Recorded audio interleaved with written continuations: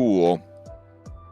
All right, so it is session 0 of Wild Beyond the Witchlight, or the Wild Beyond the Witchlight if we want to be completely accurate. So for this campaign, we're going to do something super gross. I'm going to use web camera the whole time because there's a lot of role-playing and there's a lot of weird NPCs that require, like, I don't know, facial expressions and gestures and stuff. So we're going to give that a shot. Red made this beautiful overlay for the game. It's good stuff. And what we're going to do tonight is we're going to go over possible triggers of the campaign, what's okay, what's not okay for the players in the game. We're approaching this in kind of a weird way because we're doing an isekai-esque adventure, so that's going to be some new weird mechanics that we haven't used before. Fortunately, this time around, everybody is an experienced player that knows everybody else, so that's going to be pretty nice.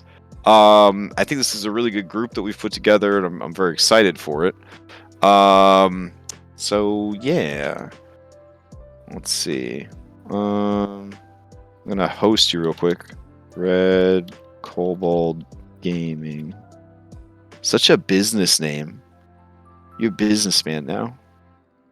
Business. All right, business. It's just good business. It's just good business. Okay. I don't know what's going on with, like, Discord and how it collects camera, but I feel like I'm always in the wrong spot. All right, so you'll notice that since we're in the real world, we have this beautiful, what is it, Moose meeting group chat, which is just super clever and super cool. And then we've got, like, static user icons for everybody as if they were, you know, just kind of like in a call. It's fucking awesome. I'll activate it later. Yeah, and you don't have a character thing, so yours is like an error Yeah, phone call. That's the It's very first thing I cool. had to do. All right, so in order to really sell that we're in the real world, I got rid of the whimsical wood table, and we have this very nice IKEA pressboard desk. We got this delicious cup of coffee over here. The adventure is taking place in Coast City, USA, which is totally not Seattle.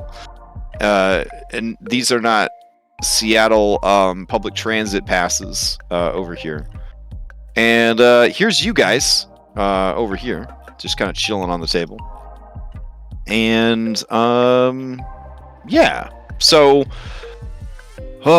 let me cover the premise or the pretense of this game, and then we could kind of move into some of the other stuff. We kind of met up last week more casually to talk about the campaign, and I tried to answer some questions then. I think I'm better equipped to answer all of the questions now. I sure hope so, since, like, you know, the campaign starts next week and all that jazz. So what we're looking at here.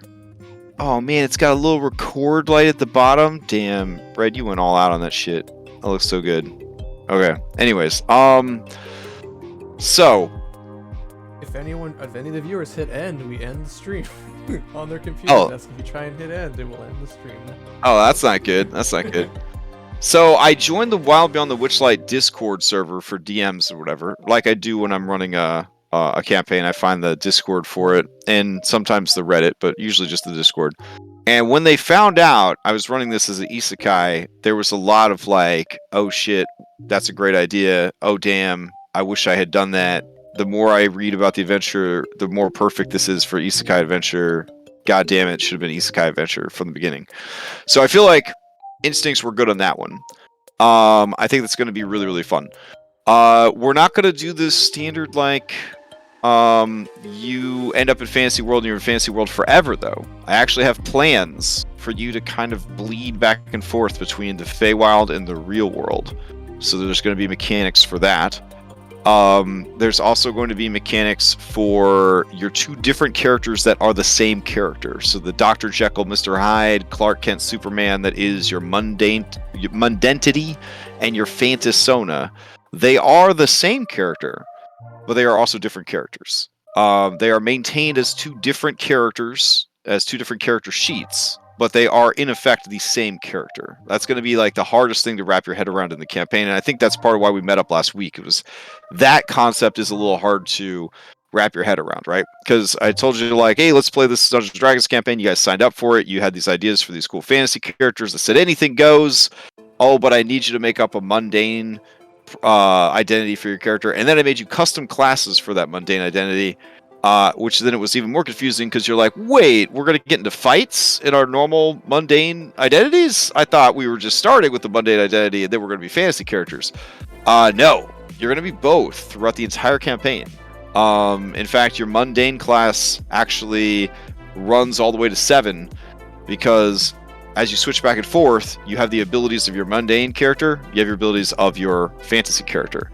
There will eventually be an overlap where, thanks to the magic of Foundry, we can literally drag shit from one character sheet to the other.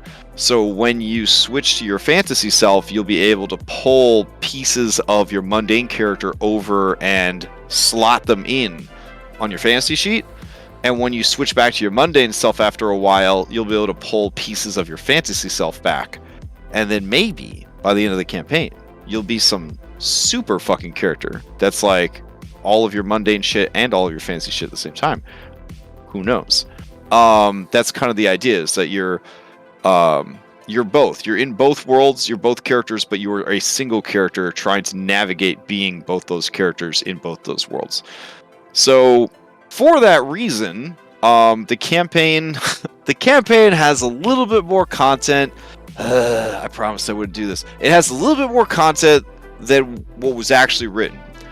I haven't added more content to the fantasy side of things. The extra content comes from having essentially D20 modern content. So I've added real life, real city, real world, modern day times content that parallels some of the Wild Beyond the Witchlight content.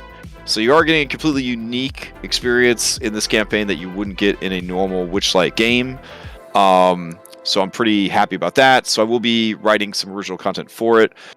There is a lot of great supplementary stuff that was written for this adventure. I'm going to try to avoid as much of that as possible because I'm already adding my own extra content via the parallel real world, so I don't want to super bloat the campaign. Either way, the campaign's still only going to run you through active level 7, ending on level 8. So again, you're never actually going to play as level 8 in this campaign. You're only going to play as level 7 as your highest level. That's weird because it's still going to take a while to play. We're looking minimum 30 sessions, probably maximum 50 sessions. So depending on how fast or slow things go, there aren't a lot of combats built into the campaign. If you guys find yourselves missing combat, we can definitely add more combat in. That's an easy fix. If you guys are just like, wow, when you said there wasn't a lot of combat, you weren't kidding. There really isn't a lot of combat. It's basically hanging out and playing make-believe. Which, after you've played in some of my other campaigns, might be a nice change of pace. Because we do a lot of fighting in my other campaigns. So sometimes it's nice to just sit down and roleplay and all of that. So, any questions about what I've explained so far in relation to this? I think I'm good. I'm good. Okay. All right, so everybody kind of understands it now and all that jazz? All right, cool. Mm-hmm. All right, so then we're going to move on to the whole session 0 thing. Even though we've all played before, people's taste change and all that jazz. So, we'll just take it from top to the bottom using one of my favorite checklists for this. So, earning XP, you don't. It's all milestone based. The milestones are actually written into the adventure. The adventure is specifically written around milestones. I have no control over it. I'm not going to change the way the milestones work. We're going to do the milestones the way the adventure wants them to go. When you hit a milestone, both of your characters will level up, even if for the entire level you never played as that character. You will still level both your characters up every time there is a milestone. When do you level up? I would prefer you have to long rest to level up. That's the way I like to do level ups. We will not be doing Giphy Glyph, super long level ups. Long rest. I would like long rest in this campaign to only take place in safe locations, like sanctuaries, essentially. Really, the way I run a lot of my games, unless you're cheesing it with magic, like you have to find a safe place to long rest anyways. So it's going to be like the same idea.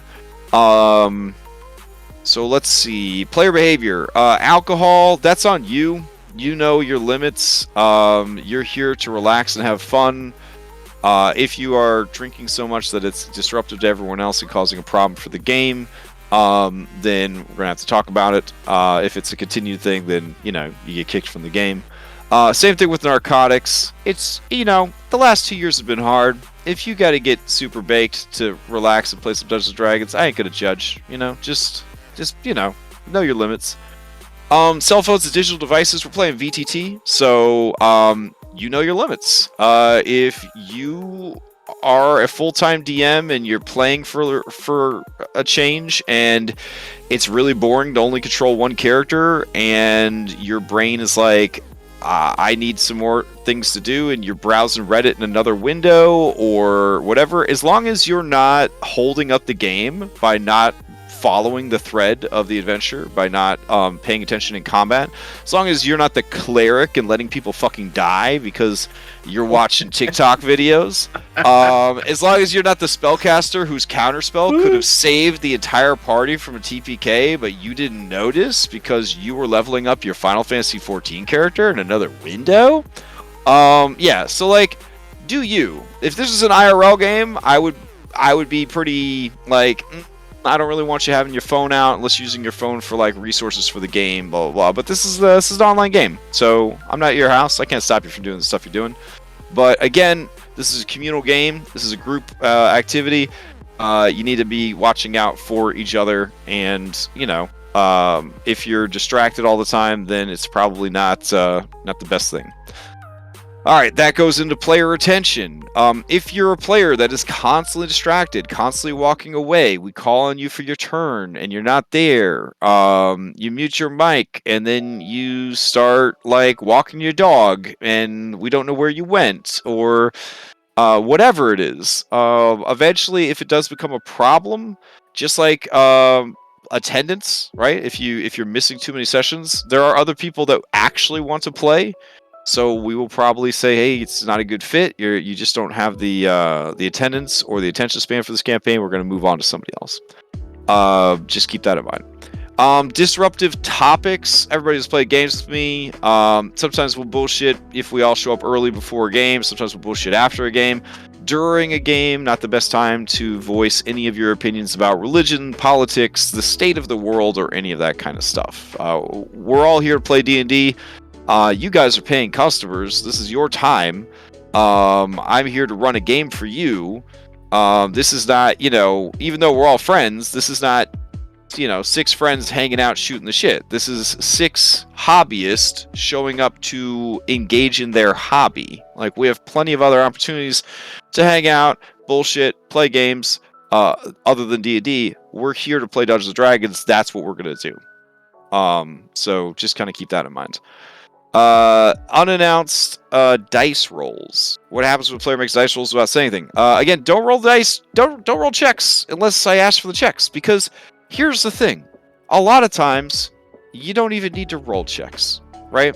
A lot of times, if you're role playing really well, and by role play really well, I just mean you're engaging with the NPCs and the world and honoring the general, theme of your character, things are progressing. We don't need you to roll checks sometimes.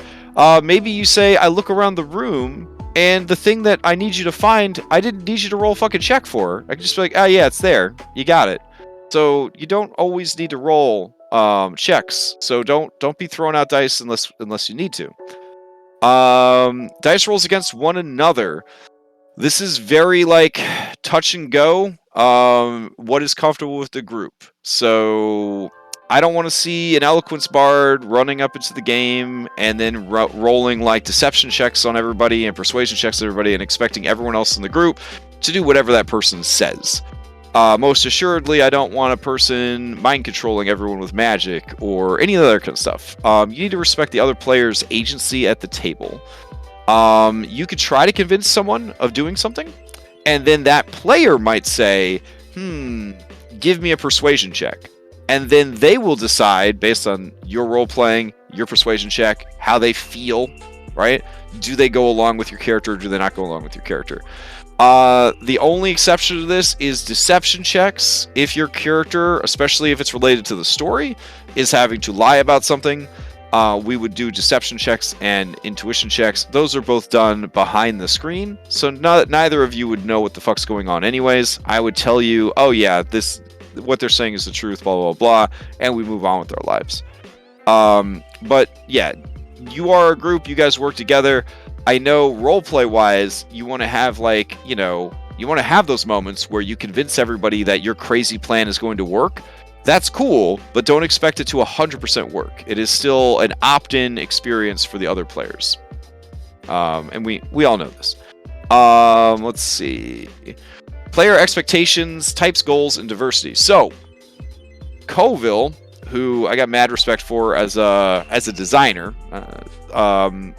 he came up with this whole thing for goal-based characters, and this kind of jives pretty well with the A5e epic destinies, or whatever the fuck they're called. Basically, if you, and this is encouraged, if you have things that you would like your character to do during the campaign, tell me what those things are as soon as possible, and I can try to work them into the campaign. I love the idea of you having motivations beyond Wizard of the Coast store-bought adventure telling you, oh, this is why you're motivated. So if you have additional things that you think would be cool, if we're playing and something sparks an idea for you, like message me and be like, hey, when we met that NPC and they mentioned this thing, I'd really think it'd be cool if my fantasy character's past was wrapped up in that, and that's something that we need to address. Now, I can't guarantee that everything's gonna show up, right? Like Santa Claus can't always bring you a pony for Christmas kind of thing. But if you don't ask, it'll never happen. So definitely don't be afraid to come up with your own character goals and present them to me so that I can add them to the game. Let's see. Player discomfort. Okay, so if at any point somebody does something that makes you feel uncomfortable, you can totally just pause the game and say, hey, enough of that, I'm serious, please stop. And if they don't stop, then I'll step in. I'll be like, hey, we need to stop. If I'm the one doing it, I will stop. If you're saying, hey, no, I can't handle this anymore. Maybe you're arachnophobic and you didn't know just how bad it was. And there's a part of the adventure where there's spiders everywhere, and the things I'm describing are too scary and too grotesque, and you just don't want to hear about it. You are well within your rights to say, hey, that's enough. We get the idea. I don't want to hear anymore. Do not feel like you have to tolerate stuff that makes you feel uncomfortable, or sick, or violated, or any of that kind of stuff, just to get along and not rock the boat. Your comfort and your fun is important. That being said, we are going to talk about the kind of things that you 100% don't want to encounter or see in the campaign, so that we can avoid them altogether. That includes me as the storyteller and you guys as other players. Player agency. All right, so here's my thing with player agency. There will be, and this is a Feywild campaign, so there will be mind control, obviously, at some point in this campaign. How I run mind control is when you are mind controlled by a monster, I don't take over your character. I take you into secret chat and I say, this is your new motivations, this is your new goal. Play it out as best you can. Some people, they do the bare minimum. They dial that shit in. They're like, oh, well, I pick up a soft rock and I throw it really soft at my companions. And then some people, they go all in. They're like, oh, well, I use my action surge. I attack 6 times. I attack their wand of smiting with the intention of breaking it, causing a huge explosion and killing everyone. Those are the best players. If you're gonna play a role-playing game, roll with it. You know what I'm saying? Like, roll with the punches. When things go bad, just go with it. There's plenty of opportunities to evil genie shit, but there's also an opportunity to just kind of cut loose and, you know, be a bad guy because you're being mind controlled. That's kind of the only time that I really step on player agency. I don't want, like I said earlier, any players to impact other player agency. If a player is being obnoxious to you and you keep using charm person on that other player, if that player is not okay with that situation, you need to stop doing that. It doesn't matter if it's what your character would do. It doesn't matter if it is resolving inter-party conflict. We need to actually resolve the inter-party conflict. We can't use magic drugs to resolve inter-party conflicts. The conflicts are still there. They're just buried under charm person. If we do it that way. So we need to respect everybody's player agency at the table. So keep that in mind. Another thing it mentions about player agency is the removal of your actual agency, your ability to play the game. This can be caused by things like being polymorphed, maybe into a basic bitch gorilla that, you know, throws his poopies at everybody. If that happens to you and you're like, this sucks, I hate this, right? You need to tell me so, you know, we avoid doing that to you in the future. Or if it does happen to you, we have you activate and play as one of the NPCs so that you do have some agency. If you get polymorphed into a goldfish and you're trapped in a goldfish bowl for 2 weeks, I don't want you to show up and play 8 hours of D&D as a goldfish unless you want to do that. You get turned to stone and we don't have an immediate way to turn you back. I don't want you to show up for D&D and not be able to do anything because you're a statue. Throughout this adventure, you will build a B team of NPCs. I have no doubt. It's a role-playing based campaign. And anytime your character is taken out of the action, you will be able to play as one of those NPCs so that you are still able to play the game. So just kind of keep that in mind. Game balance and fairness. If you signed up for this game and you guys have played with me before, you know that I don't really subscribe to running things raw if it's not going to provide any challenge. There are GMs out there that they will run the adventure exactly as written. I will always adapt the game to match what you guys are bringing to the table. So if you guys make a bunch of suboptimal characters that are entirely based on role playing and character, you know, decisions, I will make sure that the monsters are not stomping you guys into paste 24/7. If you bring the best fucking shit that you could do, you went to like all these different subreddits to do a min-max ultimate optimized character, I am going to bring tougher things to challenge those characters. The game evolves to kind of meet your level of play, essentially. If you ever feel that I have done something that is completely and totally unfair and it's total bullshit, I would prefer you contact me / confront me about it after the session and not hold up the session about it. If you feel like I said, hey, this is a low combat campaign, but you keep finding yourselves in these really crazy hard combats, you're well within your rights to say, hey, what the fuck is this? You told me it was going to be a low combat campaign, and this is fucking combat all the time. So just kind of keep that in mind, that, you know, unless you say something, I don't always know that there's a problem.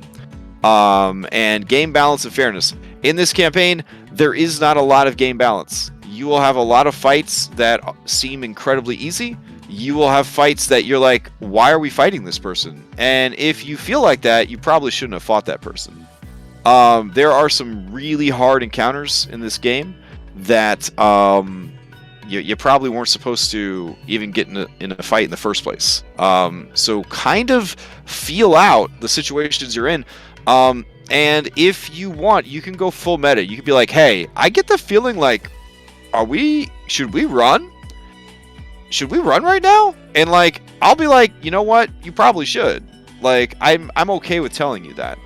I would rather tell you that than you guys have a TPK or something. All right. So let's see. Rules debates. By now, we all know the rules pretty well. If I do something that you think is against the rules or is not following the rules, we can look it up really quick. We're all pretty good with the internet. D&D is super hot right now, so there's all sorts of official rules calls for almost everything. If we spend more than like 2 minutes looking up a rule, I will just make a ruling on the spot and we'll move on with our lives, and then we can always check it after the game or in between games. Let's see. Spotlight sharing. Alright, so different players like role-playing more than others.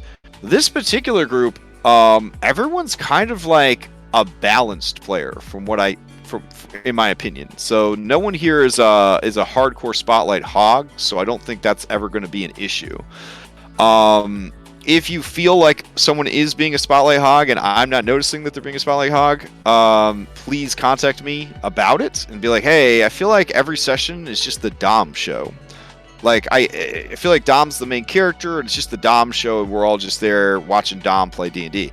If you feel like that's an issue, and you feel like that's happening, and you know, please let me know, and then we can, I can make sure to dial that back. If that ever happens, I want to know too. Yeah. So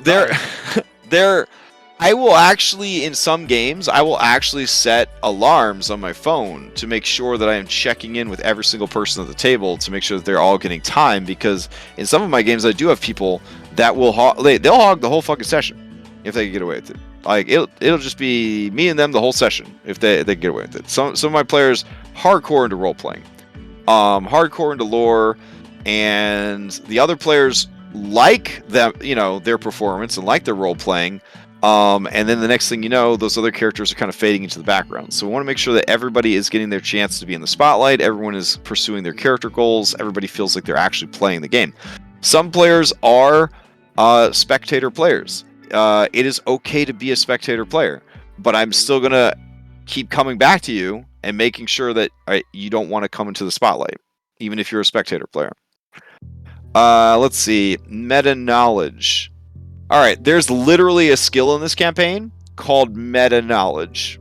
That will determine literally how much meta knowledge you have in this campaign. That is because this is the Isekai campaign, so your characters would know about Dungeons & Dragons. Your characters would know about Game of Thrones and Legend of Zelda and all this other kind of stuff. And fourth wall breaking meta stuff. You would literally be able to say, hey, would I know that trolls in Dungeons & Dragons are weak against fire? And I would be like, roll a meta check for your character. And then we would know if you know that or not. So in this particular campaign, meta is a real thing and a real skill, and that's how we're going to handle that. Let's see. Min-maxing. What is the stance on this? Blah, blah, blah. I mean, honestly, I mentioned it earlier with balance. If you make a super badass Ultimo, ninja character, it's just the greatest character in the whole world, and they're super great. I mean, I'm gonna try to make sure to challenge that character. This can be problematic if someone deliberately makes the worst fucking character they can. Maybe Dom's character with 3 hit points at level 1, and then somebody else makes a Superman character. That could be an issue. Now, this is a low combat campaign, so the min-maxing is going to show itself in other ways. What would be the ultimate min-max character for this campaign? If you made a eloquence college bard with maximum charisma, and you pretty much just steamrolled every social encounter by rolling a 32 on every persuasion check. That would be a good example of min-maxing it. So what I am doing to prevent things like that is I'm turning a lot of the most important social encounters into skill challenges or Giphy trials, so that it's a bit more complex than just, hey, Captain Bubbles rolled another 32 on his charisma check, kind of thing. So there's going to be more to it than that, because in Skull and Shackles, social interactions were a part of the game, just like combat was a part of the game, just like this was a part of the game, that was a part of the game. In this campaign, the social interactions often are the game. And it would be a shame to boil down the entire campaign into a series of persuasion rolls, which is one of the complaints that gets made about D&D 5th edition a lot, is that players become reliant on skill checks to do everything for them. And this is a role-playing campaign, so I'm going to actually be looking for role-playing. And yeah, so I'm going to, you don't have to use character voices or any of that kind of stuff, but you need to make decisions and say words that would be in line with your character and their needs and their wants and their goals and things like that. All right, so let's see. Character party fit. So we've talked about that last week. We'll talk about it again. The cool loner is a cool character and all that, but this is a collaborative game, so the cool loner needs to get over his shit and then also work with the rest of the group.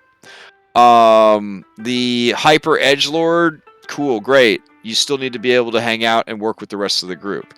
The super horny bard, yeah, that's great, but don't get super horny with other players if they do not want to get super horny with you. Kind of thing. You want to play a necromancer, that's cool. You summon so many undead that every turn you take in combat takes 20 minutes. That ain't gonna fly. That's why I'm limiting the amount of pet casters or pet classes in this group to be one. Only one of you should be a pet master, essentially.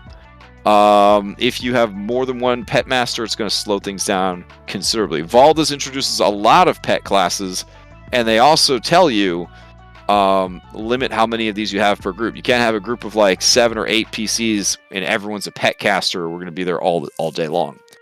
You can't have a lawful good paladin that hunts undead and then have an undead in the party. It's not going to work. So we need to make sure tonight that everybody kind of says, hey, this is my character, this is my shit. Is that going to work with everybody else's stuff? This is our last chance to really fix that without it being jarring to the narrative. Alright, murder hobos. This campaign is not built for murder hobos, but they acknowledge murder hobos exist because every section says, if the party decides to fight/kill everybody, do this. And do this normally involves the whole adventure coming to a stop, and then the DM having to basically ham-fist you to the next part of the adventure because you broke the adventure. So murder hoboing, maybe not your best move in this campaign. There are going to be opportunities to murder hobo. We're not using an alignment system, so if you feel that murder hoboing is the solution, certainly go with it. Just kind of keep in mind the role-playing aspect of the game as well. Let's see. As always, be respectful to each other. All that jazz. No, racism, homophobia, any of that kind of stuff. Whether that's in character or out of character.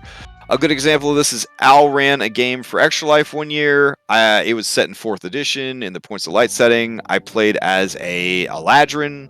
Eladrin during that time period in that campaign setting were super duper racist towards orcs. Couple of the other players were playing half orcs. That character, despite being quote unquote lawful good, was a total asshole about those people being orcs and about the bad guys being orcs. And if at any point anybody was like, hey, you got to tone that shit down, I would have immediately toned that shit down. If they were like, time out, for real, this is really upsetting to me, please don't do this, I would have done that. As it were, that was sort of the trope of that character, was they were I'm from a time when the elves and the orcs were constantly at war, blah blah blah blah blah. Nowadays, characters like that, in more modern contemporary D&D, they're fewer and farther between, right? They are like the racist uncle at Thanksgiving. They just don't really jive well with modern gaming, modern social stuff. So if that's the kind of character you want to play, maybe put that out front tonight so everybody can say I'm not really sure I want to play with the character like that. Can you reconsider? Can you tone it down? This would be the time to do that stuff. All right, DM style. My DM style is I try to run cool boss fights. I try to run good roleplay. I try to run interesting NPCs. You guys have played D&D with me before. I feel like those are the three things that I try to do: good boss fights, interesting NPCs, and then I forgot what the second one was. But yeah, that's my style. I try to look for opportunities for cool stuff to happen. I can be a little strict. I think I've gotten better in the last year or so about being super strict. I try to be a bit more rule of cool nowadays and a bit more open to new ideas. My only caveat about rule of cool is just because something worked in that moment and just because we allowed the rule of cool that one time, it does not mean that we have invented a brand new ability that your character has 24/7, right? So maybe you did this incredibly cool thing because in the moment it was the coolest shit ever and we all wanted to see it happen. Doesn't mean you're going to do it every single time forever, right? Sometimes the moment is cool, and that's why the rule of cool worked. You're not inventing entirely new abilities that you then add to your character sheet when we do rule of cool stuff. Player absences. If you are absent like 3 weeks in a row, I'm probably gonna drop you. If you're absent 3 weeks in a row, even if something horrible is happening in your life, I'll probably drop you anyways. Because narratively, it just sucks to have you start something and then not finish it. So it's not meant to be mean. But if you can't make it 3 weeks in a row and you don't have any kind of good excuse, especially if you've had bad attendance leading up to that, 3 weeks in a row and you're probably out of there. If you're missing every other week, that's kind of obnoxious, but we could just pretend that you're like, an NPC that's occasionally more interesting than normal. If you're canceling these sessions, I'm still going to charge you for the sessions. So it's like you're throwing your money away. So please try to make it to the sessions. If you have legitimate tragedy in your life and you can't make it, then communicate that with me as soon as possible so that I can make arrangements for that, for you in the game, for billing, for all that kind of stuff. We only have 5 people in the group, so if we ever have 2 or more people cancel, we are going to cancel for the week, and then I'll refund for that week. Ideally, that I don't want that to happen, but I know that lately everybody's been very sick. Everybody's been having to cover for people at work because people are very sick. Schedules are getting screwed up because people are very sick. So yeah, we'll try to be as flexible as we can and make it work. Let's see. Yeah, Red. Hold on. Okay. So, yeah, that's my player absences thing. Like, also, when you're not here, your character will either be played by another player of your choice, they will be played by me, or they will be relegated to the B team, where they will just fade out during combat so that they're not in danger, but they won't contribute in any real meaningful way. So those are the 3 things we'll do if you're not able to make it to a session. Player narrative authority. I will actually ask you guys, like, oh, tell me about your favorite coffee shop, and the more information you give me, the better. Like, I want you to feel like you are a part of the story. Unless you told me I want you, Crash, to have 100% narrative control over my character's backstory, I'm gonna ask you, like, do you know this? Do you know this person? Maybe a new NPC shows up and you message me and you say, "Oh, can this person be a part of my backstory?" And I'll be like, "Sure, we'll run with it right now." That's great. The more involved in the story you can be, the better. Where I draw the line is I'm the DM. So as soon as you start climbing over the DM screen and like sitting in my lap, that's when we've crossed it. It's too far. It's too far. That's too much narrative authority for player. But I do want you guys to feel like you are also here and also telling the story. Pet peeves. My pet peeves about players. Yeah, basically, D&D is a very sandbox game. There's a lot of ways to cheese the game. There's a lot of ways to break the game. Just because you can hypnotic pattern every single combat encounter doesn't mean you should hypnotic pattern every single combat encounter. Because maybe, just maybe, the other people at the table wanted to actually have an interesting fight for once. Things to keep in mind. Try different things. Try different techniques. Maybe save some of these clutch, like cheese mechanics for, important situations, and don't just like cheese everything in the whole campaign. These things when they happen. You'll know if you're doing it wrong. Like, you're just cheating yourself out of an interesting experience. Trust me. That's my main pet peeve, is people that cheese the mechanics and then complain that the game is boring or easy or any of that kind of stuff. It's like, yes, the game is easy when you use cheat codes. That's right. That's generally how it works. So that's my big pet peeve. All right, ethic concerns and topics. So this is where we're going to talk about all the controversial stuff. So, gender. All right, so I live in a world where there's like 400 genders. Gender doesn't matter. Gender is whatever you want it to be. I believe strongly in singularity, the eventual evolution of human beings into machines. If somebody says, today I'm a boy, and then tomorrow they say, I am a girl, and then the next day they say, I'm neither, I just roll with it. Whatever. This applies to you guys as players. This applies to your player characters. I am, however, an old guy with a very busy and like distracted brain. So if I ever screw up the pronouns that you want to use for either yourself or your character, you can correct me as many times as you want. I will apologize profusely and I will try to fix it. I would like you to be respectful of everyone at the table. If Dom is playing a sultry seductress and says, I would like everyone to use she, her pronouns whenever I'm playing in this campaign, I want everybody to do that. Doesn't matter if Dom doesn't have a lady voice. Doesn't matter if nothing matters. If that's what Dom wants for this experience, and that's what Dom wants the character to kind of stay in character and feel in character, I would like you to do that. So that's kind of where we're at on the gender part of that. Attraction and sexual orientation. We're all adults here. There will be romanceable NPCs in the campaign.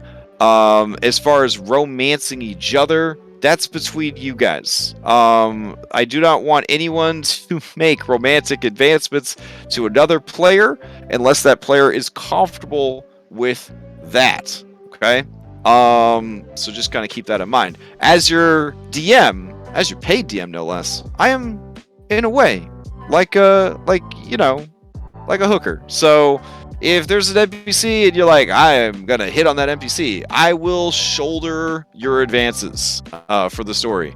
But the other players in the group, that is 100% a consensual, like, hey, wouldn't it be cool if my character had a crush on your character? And they're like, yeah, let's try it. That's all you have to do. That's the conversation you have to have. And if you're like, hey, wouldn't it be cool if my character had a crush on your character? And you'd be like, I don't really like that idea. Then it's over. Your character should not have a crush on that person's character. The end. Everybody had a crush on Ana Laura, NPCs and PCs. And Terry thought it was great. And in game acted like, oh my gosh, I can't believe this. But as a player, thought it was a really funny trope, and we all kind of rolled with it and stuff like that. But if you don't feel comfortable with that, 100% voice how you feel so that that doesn't become a problem. And everyone needs to be respectful of that. Rape and sexual assault. We don't have it. It just doesn't happen in the campaign. It just doesn't happen. I know too many people who have had their lives completely destroyed by that kind of stuff. I don't want to trivialize that in any way. So doesn't matter if the biggest, meanest ogre in the whole world has kidnapped all the cutest ladies and pretty boys from the local town. He's got them in his lair because he is trying to woo them consensually with tea parties and presents. That's what's happening. At no point did it ever cross his mind that he could do anything but try to consensually win their love and approval. The end. I don't care if that doesn't jive well with you from a narrative standpoint. Just don't like to have that stuff in my games. It's a slippery slope, and it's just not going to happen. So just going to keep that in mind. Let's see. Racism and prejudice. I mentioned this earlier. I played a character in Conti's one-shot that was an elf who had been at war with with orcs for most of their life. They were mad about it, blah, blah, blah, blah. Again, you need to let people know, like, hey, I'm trying to explore this trope. If it makes anybody uncomfortable, I'm not going to explore this trope. The end. That's kind of where we need to be at. Because here's the thing. Much like some people play Cards Against Humanity to have an excuse to be a total shitbag, some people play a quote-unquote racist D&D character because they want to be racist. And the racist jokes that they're making about these fantasy races are just veiled racist jokes about real people. And that's not okay. So again, another slippery slope. Another thing that we don't really need to explore. We have a lot of other storytelling avenues we could be going down. So with that, just keep that in mind.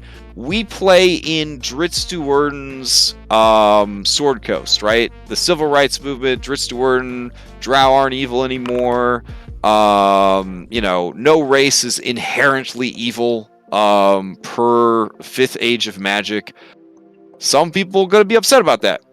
Some people gonna be like, that's bullshit. I run a game called Iron Hack, and in Iron Hack, I say in the player's primer, the Drow in this setting are all evil. They're super evil, and everyone knows it. And if you play a Drow, you better hide your appearance because you're gonna be killed in this town because they have constant war with the Drow and they don't like Drow. Like, that's my choice as a storyteller in that particular campaign. But the campaign default when I'm running games, especially paid games that we stream, is that we play in the 5th Age of Magic. We play at Dritz Duerden's Civil Rights Movement, like Forgotten Realms, where anybody could be anybody, and that's fine. If you want to explore these kind of themes even more, Advanced 5e has this whole thing about culture versus heritage, which I think is a fantastic mechanic for the 5th Age of Magic. And basically, you could be a dwarf, but you can also be a dwarf that grew up in a dwarf society. So you're doubling down on dwarf. But you could be a human that grew up in a dwarf city, and so you have dwarf cultural values, even though you are a human being. I think it's a very cool way to handle a more contemporary, higher magic D&D setting where the different races and cultures and species are all intermingled together because magic is the technology of the world and it's made that possible, etc., etc., etc. Slavery is unfortunately a thing in a lot of fantasy.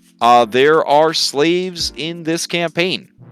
There are bad guys. One of the easiest ways to know if someone is a bad guy is if they have slaves. I don't plan to fully explore the themes and tropes of slavery, but I will tell you that evil fey creatures like to enslave people, either by contracts or by magic or just by force. They're bad. I don't want you guys to have any slaves. That's where we're at on that. If the slavery trope is something you do not want in the game, this would be your time to kind of put it out there that you don't want any slavery at all in the campaign. Then I guess they will have prisoners who are forced to work against their will, and now we're back to slaves. So do you see the problem there? But we're not going to make slavery like a centerpiece of the campaign. It is a symptom of the bad creatures in this game, is where we're at. Alright, so conclusion. We talked about some pretty rough topics here. Does anybody have anything that I talked about that they're like, hey, that's bullshit? Or, yes, I would like us to not have any of that at all, or anything that I missed that you want to make sure that is addressed? No, I'm good. You covered it good. Okay. Yeah. Way to go, Superstar. This is a fantastic Session Zero guide. It's the best Session Zero guide ever written. Will there be any dungeons inside of monsters? I can't guarantee that there will not, because in truth, I have not read the entire adventure yet. But there will be monsters that eat you because it's a Crashgem game. Okay. So yeah. Okay. As long as there's no adventure in that monster. Well, I mean, your attitude while you're inside the monster definitely determines if you're on an adventure or not. So, all right. Any other questions? Yeah, Are you saying that dungeons inside monsters is a trigger for you? Is that what you're saying? It fucking sure is. Okay. All right. I will keep that in mind. Let's right. get this monster. You find the John card. While it was very memorable, if I had a choice and someone told me you can have this adventure inside a monster, every time I'd be like, I prefer not. Okay. All right. We don't have, even have lift around to summon butthole. Respectfully, I decline. All right, I got you. All right. Any other problematic in the problematic section? Nope. Okay. Cool. Nope. All right, character creation. We've already talked about this pretty heavily. We already rolled our terrible stats. Alignments. I don't enforce alignment, but you are definitely welcome to declare an alignment. But your actions will determine whether or not you are that alignment. For the purposes of this campaign, alignment will be determined by the idealized alignment system of modern-day America. Woof. That's lawful evil. Can our mundane identity have a different alignment than our fancy zone? Because you are the same soul in two bodies. Okay. Yep. But yeah, basically you're from lawful evil modern America. And so we're going to gauge what is good and evil based on that. So technically, right, according to modern day America, slavery is bad. Racism is bad. I mean, I'm going to put it out there. I know there's a lot of people who are going to disagree with me on this, and they're going to doctor it up in pretty words about why it's not like that. But murdering people is pretty bad, right? So we'll put that down. Blatant theft, right? Blatant theft is pretty bad. Corporate theft, though. Very good. Okay, that's okay. Down capitalism as my line. Yeah. Capitalism as a line would probably be pretty smart. So yeah, we're basically doing it like that. So, in America, what is good? Captain America is good. Okay. What is evil? That guy that's in charge of Korea. That guy's evil. That's like your North Korea. There you go. Those are your two spectrums of good and evil right there. And then you can just kind of fall between those two pillars of good and evil by modern American standards. So, yeah, you could see that having an alignment is going to be pretty hard in this campaign. If, however, you do exhibit those traits of being very, very good or very, very evil or whatever, there are items in the game that, it's Dungeons & Dragons. There are items in the game that respect the 9 alignments that make up the multiverse. And so if you actually meet those requirements and encounter such an item, we might talk about whether or not you trigger, like, that stuff, like the interaction between that item and stuff. Let's see. Stat rulings. We already talked about our concerns about stats last week. They were pretty bad, so we re-rolled them. Let's see. Other creation rules we already talked about. Races and classes we already talked about. Tweaking to reflavor classes I said was an option. Again, I have a Drider in my other Witchlight game, so anything's possible.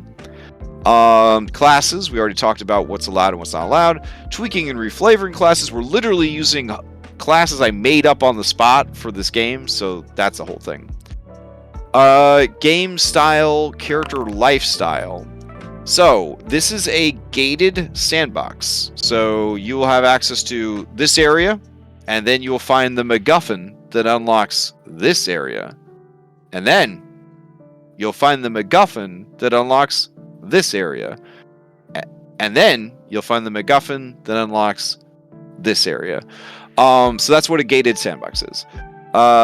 It's a roleplay heavy game. When there are combats, I'm going to try to make the combats super cool. Since there aren't as many combats as I would like. It hurts my heart how few combats there are. I cry sometimes. I'm like, this would have been a great place for a combat, and one tear goes down my cheek. It talked about how long it's going to be. You're going to run actively through level 7 into level 8. It's going to run 30 to 50 sessions. Let's see. Adventures, they're going to be back and forth between the real world and the Feywild. Let's see. And it's a gated sandbox. I will add side quests or incorporate your character goals into existing side quests and main quests as long as you provide me information that I can use to do that. In-game politics and factions. You will find factions in the game. Part of the isekai trope is that you don't know anything about the world you're going into, and you're learning as you go. So I'm not going to give you any information about the Feywild, because you don't know anything, or at least you don't remember anything about the Feywild. Start standing. Everybody's starting at level 1. I'm not giving out any bonus hit points in this campaign. Your Phantasonas have bonus feats at level 1. I don't believe your Mundentities have feats at level 1. I'm going to say they don't have feats at level 1. Adaptive? Yes, you have Adaptive, which is a custom ability that should be available in Foundry now under features. And Adaptive is your species is able to survive through sheer stubbornness. After a long rest, choose any 2 skills, tools, and or languages. You have proficiency in those until you use this ability again. If you fail a saving throw or ability check, you can reroll it with advantage once per long rest. So it's not bad. It's definitely equivalent to a feat. And that's what your Mundentities have. This is to kind of represent that the modern human being, or the modern doggo, has to be able to adapt and wear many hats and change roles quickly to survive in this busy, fast-paced modern world. That's basically what that means. Let's see. And then character context. DMs may want to consider what your characters know versus what they don't know. So, your characters begin the campaign as their Mundentities. You know nothing about the Feywild. You know nothing about your Phantasonas. You only know that you have a terrible, crippling sense of loss that you've always had and you've never been able to fill. Each of you has that same problem. That you have this feeling that something is missing, something was lost or taken from you. No amount of love, hobbies, medication has been able to fill that feeling of loss or even numb that feeling of loss. It is always there. It's a constant numb feeling inside of you that something is missing, something was taken, so you are incomplete. So however you want to manifest that through roleplay, that's what your character has as a core part of themselves.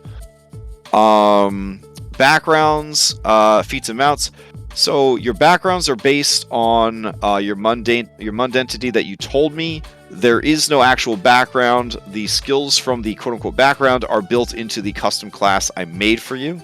So you don't have any background for your mundentity other than the mundentity itself. Your Phantasona can have any background that you want because it's a multiversal campaign. So whatever bullshit you want. The limitation there is you can't have any of the Strixhaven backgrounds. You can't have any of the Ravnica backgrounds because those actually provide mechanical bonuses like spells and stuff like that, and bonus feats and all sorts of other crap. Let's see. Feats. We are using feats in this campaign. Your Phantasonas get feats at level 1. Both of your classes are your mundane class and your fantasy classes will get the normal ASI improvements. I didn't put any ASI improvements for mundentities. Actually, you know what? Let's with the mundentities not have ASI or feat improvements. I feel like that would keep them more mundane compared to your fantasy selves. And it'd be less crap for you guys to keep track of. So this is a great time to just say, yeah, your mundentities will not get ASI improvements and they will not get bonus feats unless they're built into the actual abilities of that class. Do we still get the bonuses for first level? I think it's like +1 stat. Oh yeah. Your mundentities, yeah, you have a +1 to one stat and a +2 to another stat. Okay, Yeah. Cool. Let's see, and mounts. Yeah, there'll be mounts in this campaign. Mounts in my campaigns, they use the standard triple D, dodge, disengage, dash while they're serving as mounts. Those are the only things a mount can do. If you want your mount to attack, use its breath weapon, do anything besides dodge, dash, disengage, you have to give it your action economy so it can do that. When you're on a mount, you count as the entire space the mount takes up. you can definitely abuse the speed of a mount. So you can move with your mount, dash with your mount, and then on your turn, you can move with the mount's speed, and then dash with the mount's speed. It's almost like, get ready for this, it's almost like riding a mount makes you faster. Significantly faster. So yeah, so that's what we do with mounts. I will kill mounts, by the way. I've killed many mounts, and I will kill many mounts again. Mounts are also a pain in the ass to get through difficult terrain, climb up mountains, and things like that. So just going to keep that in mind with mounts. Let's see. Oh, mounts will also roll into your initiative for ease of initiative tracking. So mounts and familiars will just share your initiative count. I'm going to not be as much of a hard ass anymore. If you want to shuffle your team around, if you have a familiar, a pet, and a mount, and yourself, that's 4 fucking individuals, you can go in any order on your initiative count. So if you want your familiar to set you up with a help action, and then have your mount run you over, and then you attack, and then your pet attacks, that's fine. Like, whatever, as long as all 4 of them are doing their shits, that's fine. Okay, ready in action. We all know how to ready in action. I don't need to explain this to you guys. Bonus actions. We all understand that you only get 1 bonus action. That's it. Repeated party rolls. We know that if everybody rolls an intelligence check, you're all eventually, one of you will pass it. So generally, I take a group check, or I take a single check from the best person in the party. Normally, I want only trained people to make knowledge checks. So just kind of keep that in mind. If you insist on continuing to roll, I will allow it, but I will ramp up the difficulty until eventually it is impossible for you to reach. We do not use automatic successes on 20s or automatic failures on 1s for skill checks. So there will eventually be a point where you just can't do something. Downtime and crafting. Yeesh. So in this campaign, I kind of like... I know we have I think an alchemist in the group, so there will be some crafting that takes place. I want to kind of keep the crafting relatively simple. I don't have a problem with using monster drops from Anne's and Hammond. Yeah, there we go. So Anne's and Hammond's is who I would use for drops. I don't have a problem with you guys trying to gather shit from monsters. I mean, and it's isekai, it's kind of fun, right? You're like, oh my god, we killed this monster, what the fuck can we do? So that could be kind of neat. But overall, crafting is not a big focus point of this campaign. So like collecting monster parts for like fun consumables, sure, but I don't think this campaign there's going to be enough time to do a lot of like crafting per se. Additional mechanical rules. We have a huge document full of those, but we're not going to go over them right now. You know, if you're curious about them and you want to read, you can. They've been updated. One new rule that I saw on Twitter this week was any ranged attack or ray attack, or basically anything that involves like a dexterity save to avoid. People were like, what if the effect or the projectile just kept going? And this is very similar to the catapult spell. Now, it actually sounds pretty spicy. Pretty spicy. So basically, catapult says, let's see, on a failed save, the object strikes the target and stops moving. But let's see. Otherwise, the object flies in a straight line 90 feet in direction before falling to the ground.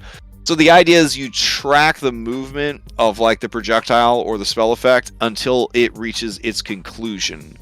And then for each target that it misses, it becomes even easier for the next person to avoid it. It's kind of cool. It sounds like it would favor ranged attackers who are already very strong in 5e, but it introduces the opportunity for friendly fire, which is kind of spicy. I don't know. I sort of like it, but I would put it to a vote if you guys want to try that out for this campaign. There's not a lot of combats for us to try it out with anyways, but it could be kind of fun. It sounds cool, but I feel like it might slow down. Like, Like when Yeah, you I see mean, Ray, normally I'm like, yeah, you miss and you hit the ceiling, you hit the floor, and then we move on with our lives. It definitely feels like very war gamery to actually give a shit about where the arrow went or where the disintegration ray went, that sort of thing. Until you roll 1, and then it ignites the gunpowder barrel. Well, right. That's what we have consequences for, though. Yeah. That's what we have consequences for. It's an abstract way of occasionally introducing chaotic things into the fight. All right. Let's see. Inspiration. Snacks. Do you have players that bring snacks to everyone to gain free inspiration? Boy howdy, that'd be nice. But this is online, so no. Gaining inspiration. You guys can have up to 3 points of inspiration. I generally use inspiration as a social engineering mechanic. So when you're doing stuff that is beneficial to the game, or makes the game more fun, or lightens the mood, or enhances the mood, you might get a point of inspiration. You might do something so cool that the other players say, "Can so-and-so have a point of inspiration for that?" Yes. You should never nominate yourself for inspiration. I mean, even if you did something super badass, it's just poor form to be like, "Hey, where's my point of DM inspiration?" If you did a good enough job, other people will, maybe say, hey, they should get a point of DM inspiration for that. Let's see. Advantage, disadvantage, and ability checks. We play standard with all that. That's fine. The help action is standard. It doesn't let you give help for saving throws and all that. We added the ability for people trained in medicine to do that. So that's where, medicine skill can help people make saving throws. Multiple attempts, I already talked about. You keep trying the same thing over and over again. It's going to get harder and harder until it is impossible. We don't necessarily use taking 10 and taking 20. But I will offer it on occasion. I will say, hey, you're not in combat. You got plenty of time. We'll go ahead and just assume that you kept going until you got, average roll or whatever. Or you're trained in this and you have plenty of time to do it. You just do it. You don't have to make a roll. But that's not the standard. That's going to be situational. Crits, our critical hits do max damage dice.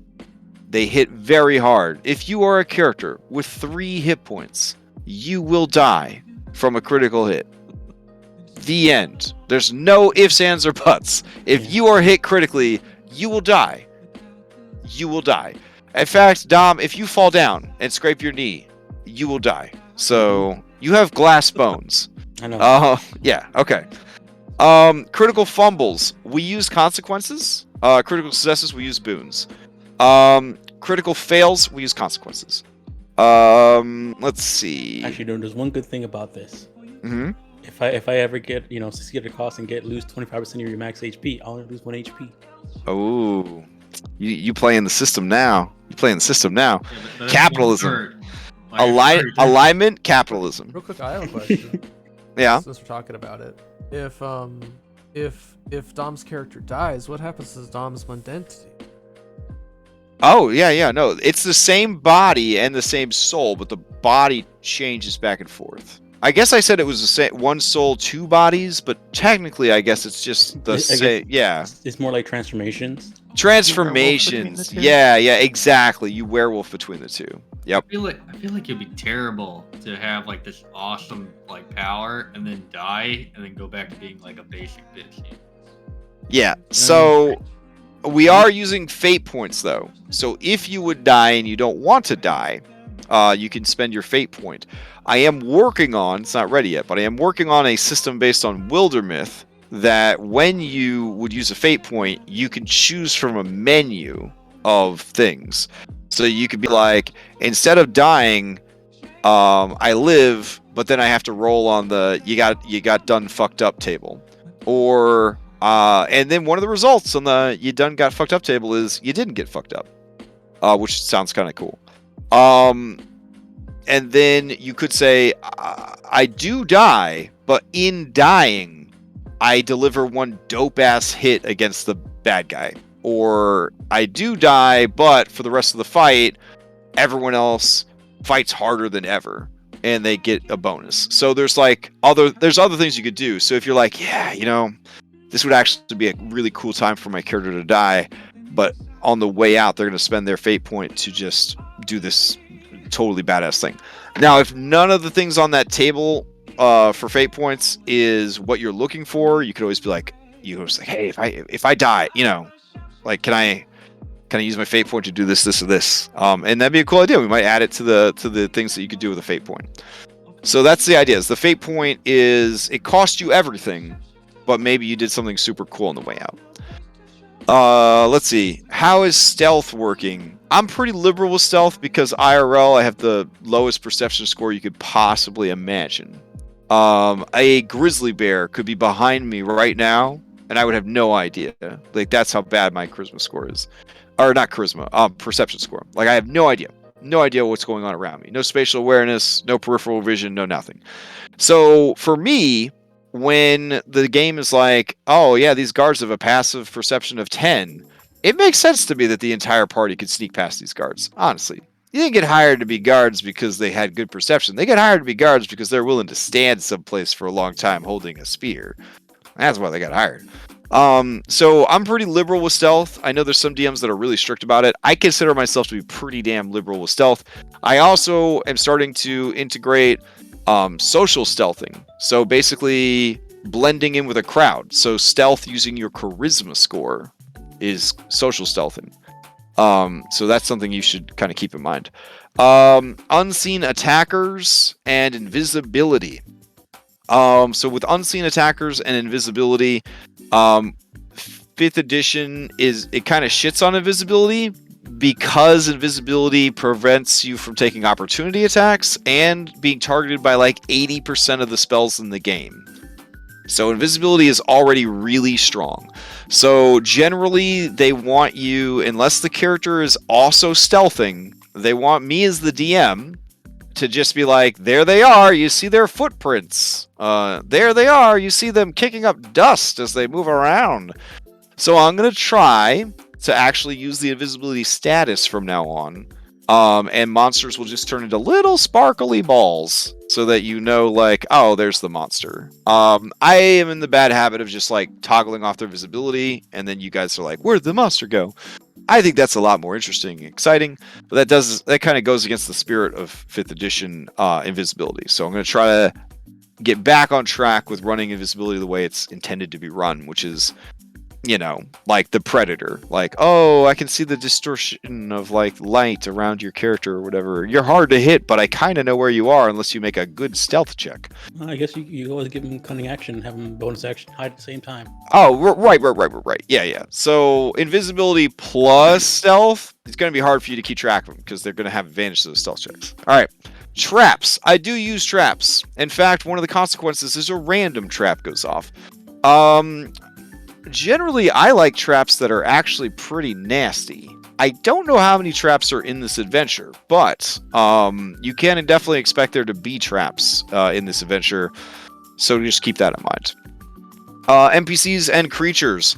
I will use group initiative if needed, if things get too hectic and too crazy. I like clumping casters and their pets together, casters and their summon monsters together, people and their mounts together. I would like to use active popcorn initiative for this campaign because we have so few combats compared to a normal campaign.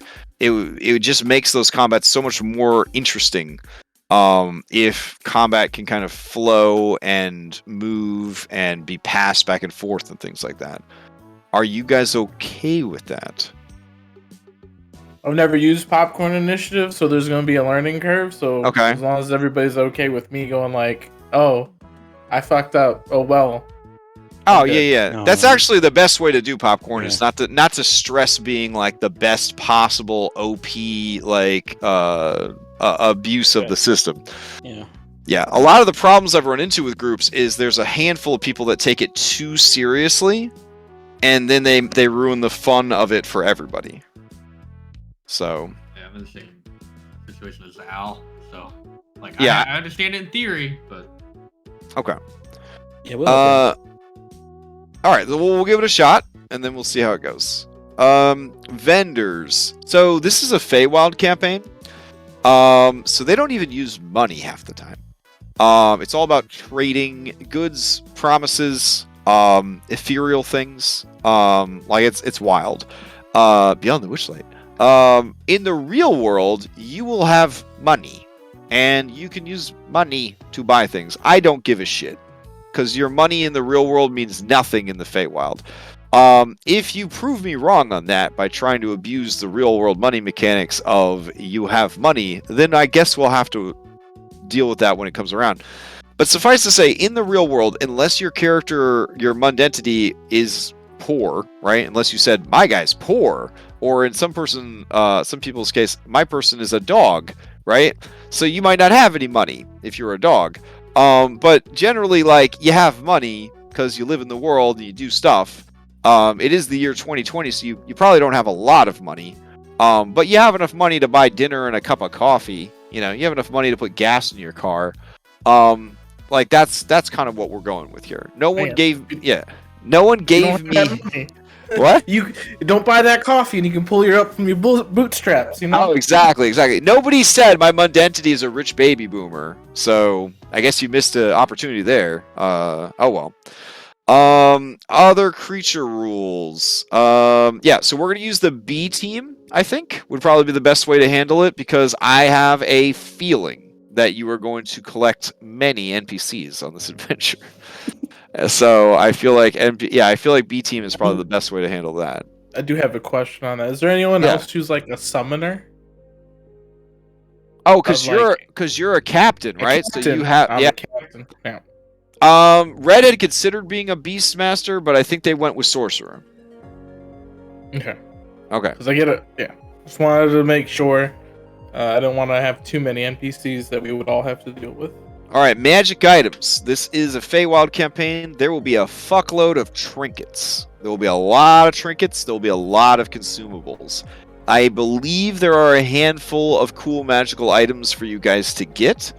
But most of the items I've seen so far are trinkets and consumables. So lots of consumables.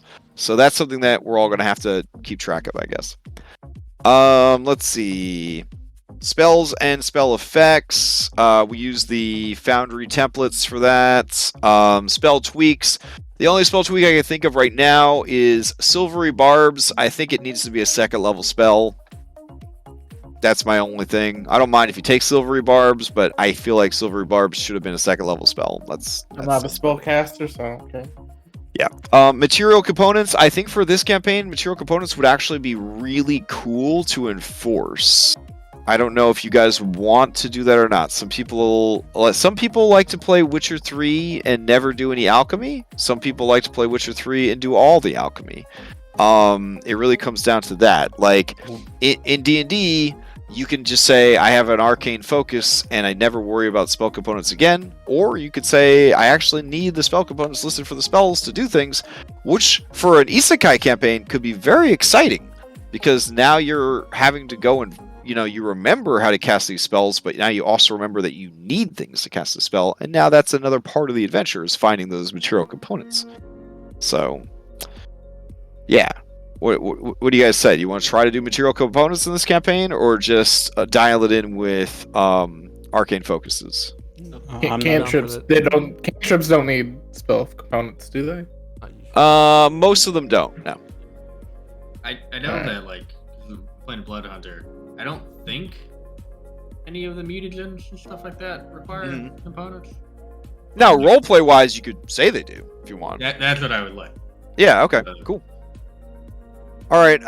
And then, yeah, we already talked about spell abuse. Spells versus environments. I allow Eldritch Blast to hit non-creatures. Yep, I'm a fucking monster. I also like when you guys set things on fire. So I do believe that spells should interact with the environment. That's my thing. Death, resurrection, and resting. We're using fate points. Yeah, so make sure you have fate points and don't die. Are we doing the you can hold up to 3, or is it 1? Yeah, we can do you can hold up to 3. That's fine. There's not going to be too many opportunities to get fate points. So, I don't imagine anybody will get to 3, but maybe. So yeah, we'll say you can have up to 3 and just track them on your character sheet. And they are shared between your 2 characters. That's the same with inspiration too, right? Yep, inspiration is definitely 3. Yep. And resting rules. I only allow 2 short rests before a long rest, and I would like long rests to be in a secure area. Now, you can make a secure area by, setting up a camp and stuff. I don't think we need to get all the way into Glyph's camping rules, but you are exploring the Feywild, which is a giant forest/swamp. So this would be a kind of a cool campaign to have camping in, if you guys wanted to. Camping is very nice because you can get back resources during a camp that is more than what you would normally get from a long rest. So you can get extra points of inspiration, extra hit dice, things like that. So you guys interested in maybe trying the camping for this campaign? Sure, I'm interested. Okay. Okay. 'Cause- And the camping will really only take place in the Feywild. Because in the city, I mean, it's a different beast. What happens if there's a blizzard and like the power grid fails? Ooh, that's a good point. This is a good There's point. a mirror. Okay, it's the year 2022, right? So yeah, okay. No, we don't, there's global warming, so we won't have to worry about it. Oh, right. I mean, there's global warming, so we're gonna have to worry about it. All right, so this takes me to the end of the world's best session 0 checklist. Does everybody feel pretty good about everything that we covered? Yes. Yeah. All right. Yeah. Great. So now we're going to go through and we're going to talk about everybody's characters. So make sure that we have any compatibility issues addressed now rather than later. So we're going to go ahead and start with Elliot. So Elliot, what do you got mundane wise? You don't have to give too many spoilers about your Fantasona, but what is the general gist of your Fantasona so we know that it works well with everyone else? All right, so my mundanity is a vegan bartender. Okay. So, Do you feel that being a vegan, much like being a lawful good paladin, is going to interfere with your ability to work well with the rest of the group? I don't think so. So you'll just shoulder through when people are eating meat and stuff like that, and just kind of. So the idea behind why he's a vegan is more for health reasons and not for the social. Oh, okay. Okay. Gotcha. Yeah. So there's that. What else? He is a early 30s single bartender, works at a relatively fancy restaurant, likes listening to his patrons talk about their travels while he serves them drinks and stuff like that. Okay, And then okay. every once in a while try and tell them about healthy choices they could be making. Nice. All right. His Fantasona is a hex blood. The background that alchemist too. The background that I picked was a Witchlight hand. So apparently So you used to work at the carnival, but don't remember working for the carnival. Yeah, don't remember. Yep. Gotcha. But you don't look like yourself either. So there's going to be okay. Yep. Interesting. I guess the idea that I had behind that is that when he worked at the carnival, he made fireworks. Gotcha. Okay. All right. I think that's it for now. Is your Fantasona name the same as your real world name? Oh, that's a good point. Right now they are, but maybe they won't be by the next session 1. Okay. Cool. All right, and then we have Lucky. All right, Lucky, tell us about your mundanity, and then give us a little bit of information about your Fantasona, just so that we could feel out if its compatibility is good with everybody else. Well, Lucky's a pretty beaten down PI. Mm-hmm. Kind of squeaks by on most of the jobs he does, but for some reason he just wants to find the truth regardless. Okay, capital T truth. Yeah. Okay. It's what he tries to fill the missing void with, it seems. Yeah, he's my Fanasona's also an investigator, but slightly different. Mm-hmm. He was at the carnival looking for something, but I'd have to determine what that was later. Okay, sounds good. Um, All right. So you're investigator like the one from Valda's, right? Yeah. Okay, got it. All right. Henry, tell us about your mundentity, and then a little bit about your Phantasona. Yeah, so Henry is an early 40s animal control specialist. Mm-hmm. Yeah, he's extremely depressed. Is kind of the way you best describe him. The numb feeling is that you kind of talked about earlier. Is very pronounced with him. He doesn't feel much of anything. He doesn't interact with people often. He just kind of Okay, so he's the loner character that's still reluctantly going to go along with the rest of the group. Correct. Yeah. Got it. Well, Okay. his therapist recommended that he try to interact in social environments more and make friends. Gotcha. So he's been frequenting the like a bar that's very close to his house. All right. He doesn't do a good job of interacting with people. Dom's got to know what that bar is going to be, because in session 1 I'm going to ask him what the name of the bar is. So. Yeah. But I'm also. All right, and what's your Phantasona? My Phantasona is a blood hunter half orc. Okay. Now, as a blood hunter, is it going to be problematic if there are friendly monsters in this adventure? Because this is the Feywild. No. Kind of think of it like Witcher style. Most Witchers, they kill monsters. I mean, so Yeah, you're more like soft heart Geralt. Yeah, I'm like soft hard Geralt. Like, okay, gotcha. If you're not harming anyone, Mhm. like he's not a hard ass about it. Okay, got it. It's So really- out of curiosity, I don't know if I should ask this in session 1 or not. Has Henry let some animals go because he got called to catch them and he really didn't think that they were a threat? Well, maybe there might be this dog.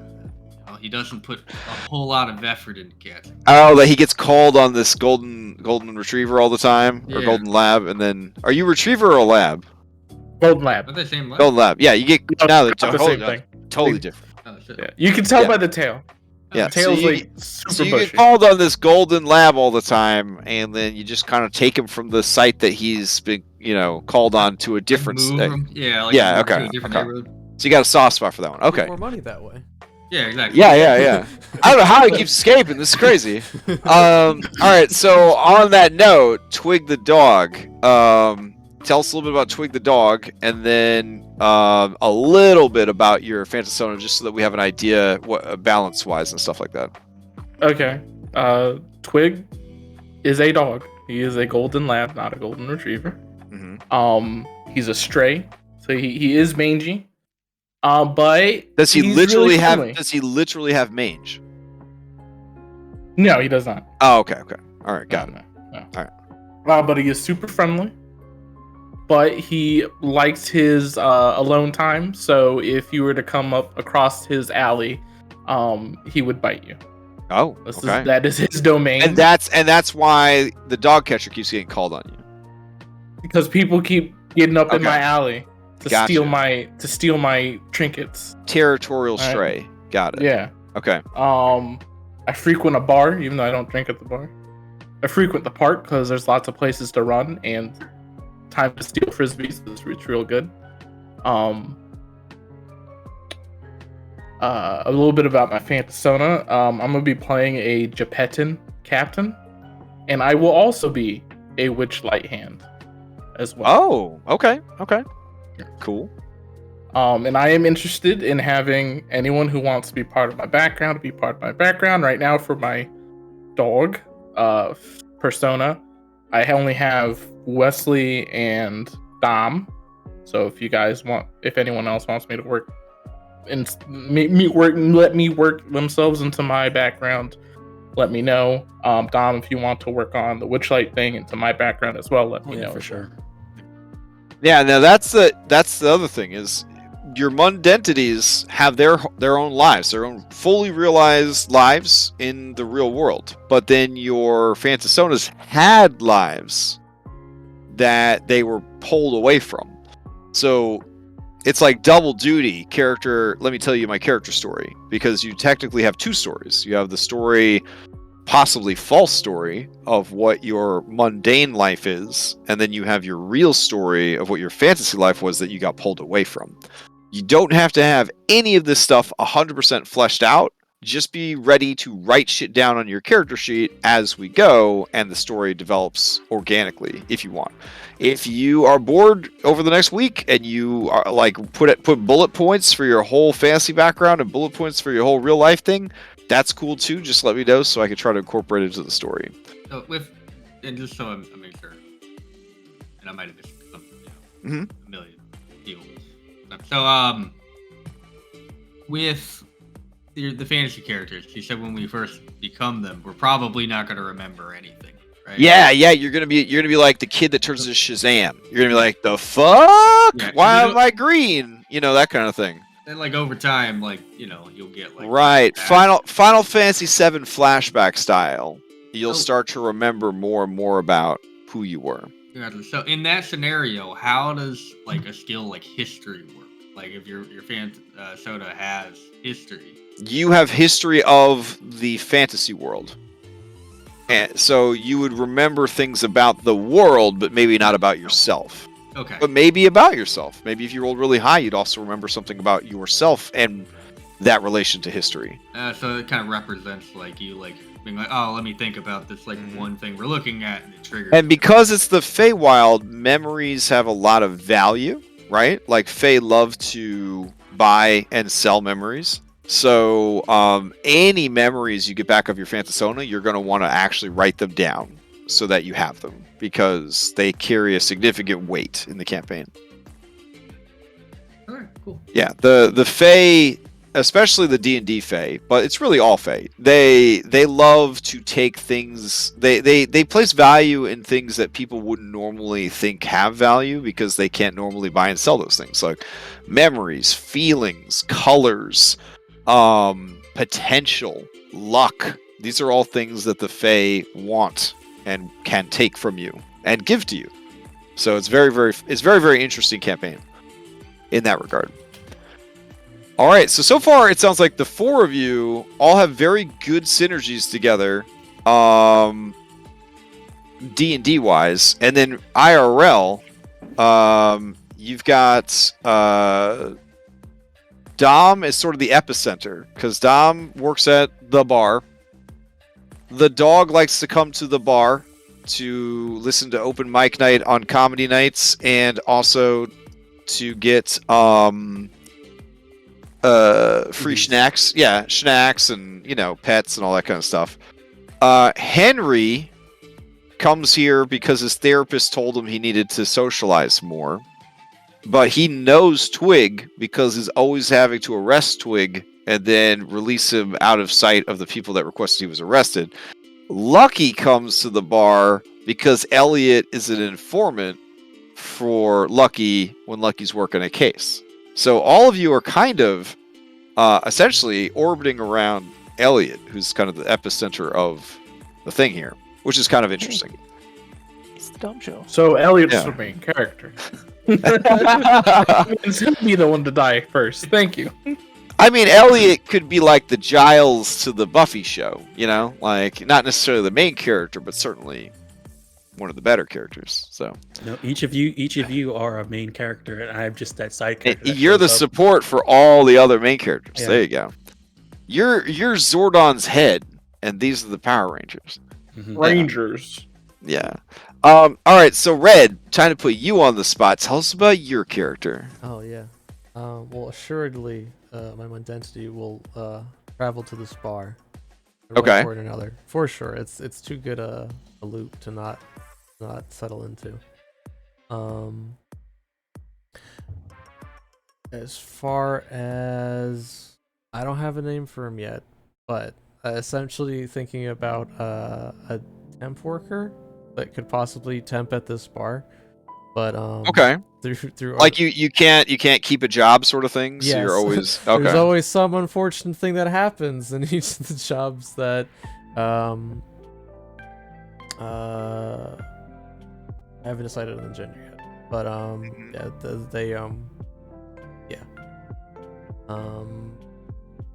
possibly a college dropout with a lot of debt. I don't know. Okay.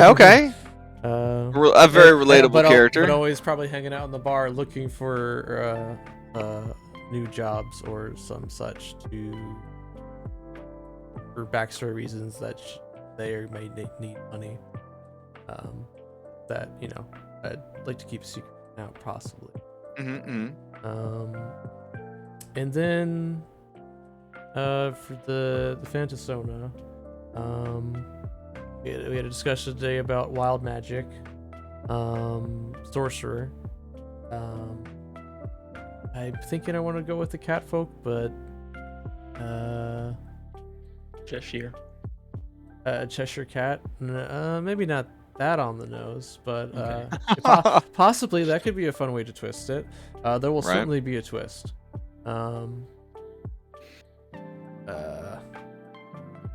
And no, I don't think that's gonna conflict with anyone too harshly. Okay. So what I'm hearing is this party in a campaign with not a lot of combat also does not have a lot of healing. I can make potions. Okay, all right. I think that will actually add quite a bit also to the exploration part of the adventure, because there is a lot of exploration. So I think that'll be really cool actually, to have a campaign where we don't have a bunch of druids and rangers trivializing the exploration part of it, and we don't have a lot of necessarily a lot of magical healing to sort of trivialize the different status effects and whatnot that you will inevitably end up with. So cool. All right, let me talk about a couple of unique things for this campaign. You already know about your unique classes, but everybody is going to begin play with, and I'm going to go ahead and make these available to everybody now. Let's see. So there should be a folder in the items tab called Chapter 1.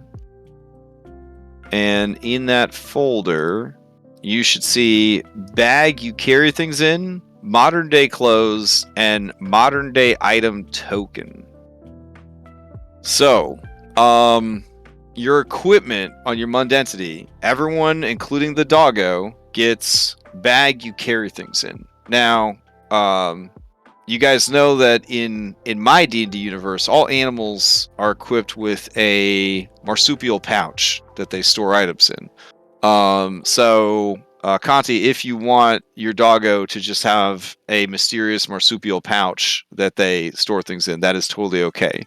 Okay. But if they have an adorable like vest or something else that they store their trinkets in, that's fine too. I really don't care how animals carry their stuff around. I just pretend they all have, like Animal Crossing style. They just pull a fucking couch out of their feathers. I don't know. Like, Shit. yeah. I was thinking the giant twig I just always carry around with me. It's You know like a hobo bag. You just Oh, okay. pull out from behind them. So bag you carry things in is obviously reflavored to whatever would be appropriate for your character, but it essentially is a backpack. Is stat wise. Modern day clothes is just modern day clothes. As a doggo, you don't have any of those. And then modern day item token. So modern day item token, as written, is a consumable item. You get 5 of them at the beginning of the campaign.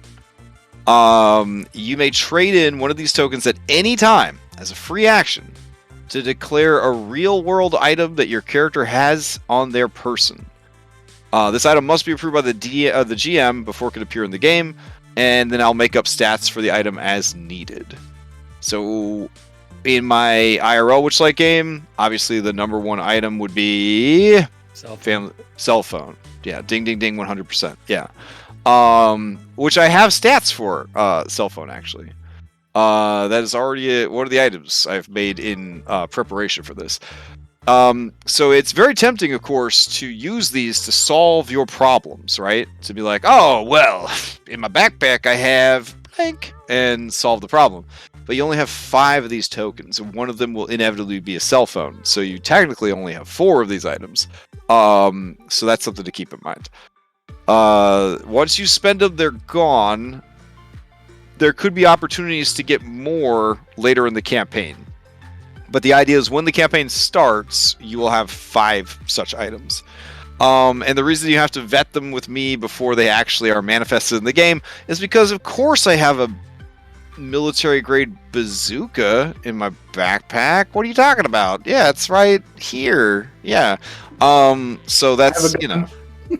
Yeah. Like the dog just like rummages around in its marsupial pouch and just pulls a fucking Glock out. Yeah.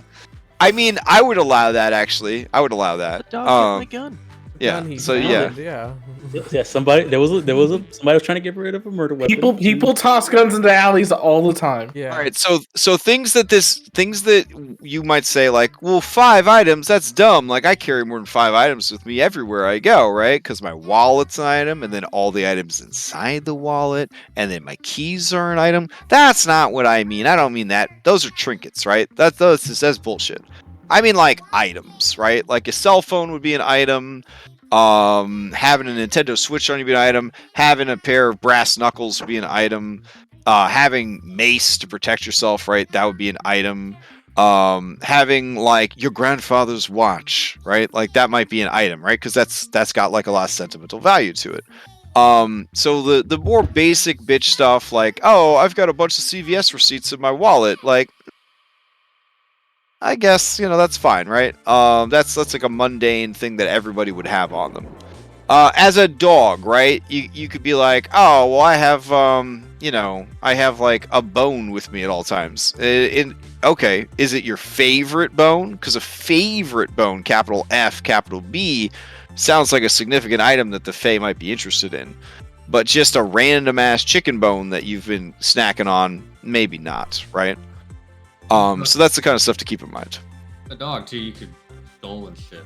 Yeah, and in full role play, right? Like you guys meta know that you're gonna end up in the Feywild.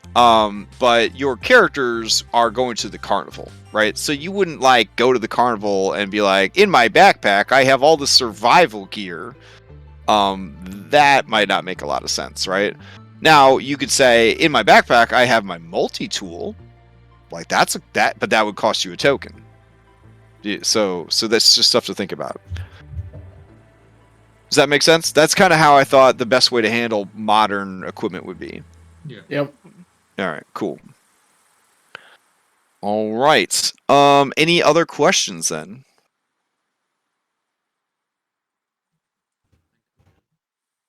A question about my identity thingy. Okay. You said I had keen. What is it? Keen smell. Mm-hmm. But then at the end you put hearing. Oh, that's because I copy pasted from the fox, which is like the opposite and has hearing. Okay. So it's smell. So smell. Yeah, All right. smell for I dog. wanted to make sure. Mhm. And then another question is, another thing I have is unusually bright, which gives me a +1 to my int score. Mm-hmm. Is that in addition to the +1 and the +2? Yep. Okay, then I want. The reason for that is, as an animal, you get kind of hosed because you don't have hands and you can't, use most equipment and you can't talk, and the list goes on and on and on. Yeah. So you have a smaller hit die than everybody else. Like, there's a lot of shitty things about being animals. So that's to kind of balance that out a little bit. Good. I'm good. Until I have another question, and then I won't be good.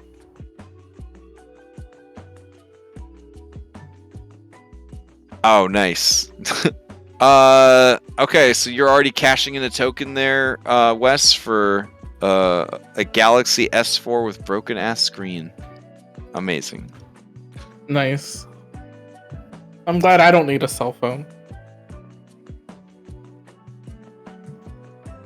All right. I will add that.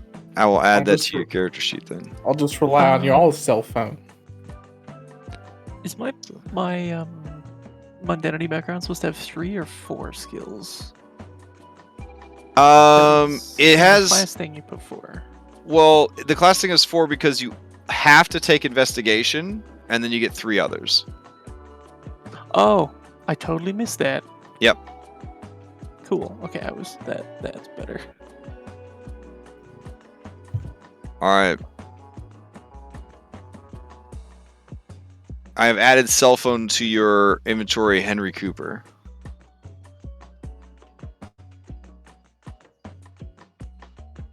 Sweet. Your Henry Cooper has more than 4 times the starting HP of Elliot. Wow. It's incredible. So I'm thinking about taking the tough feat for my starting. Funny enough, I did on my actual character. Well, tough's great for blood hunters because you're losing HP all the time. Just That's using your all the abilities. time. Yeah. You're Kinda what I playing was a blood thinking. hunter in another game, and it's like, oh man.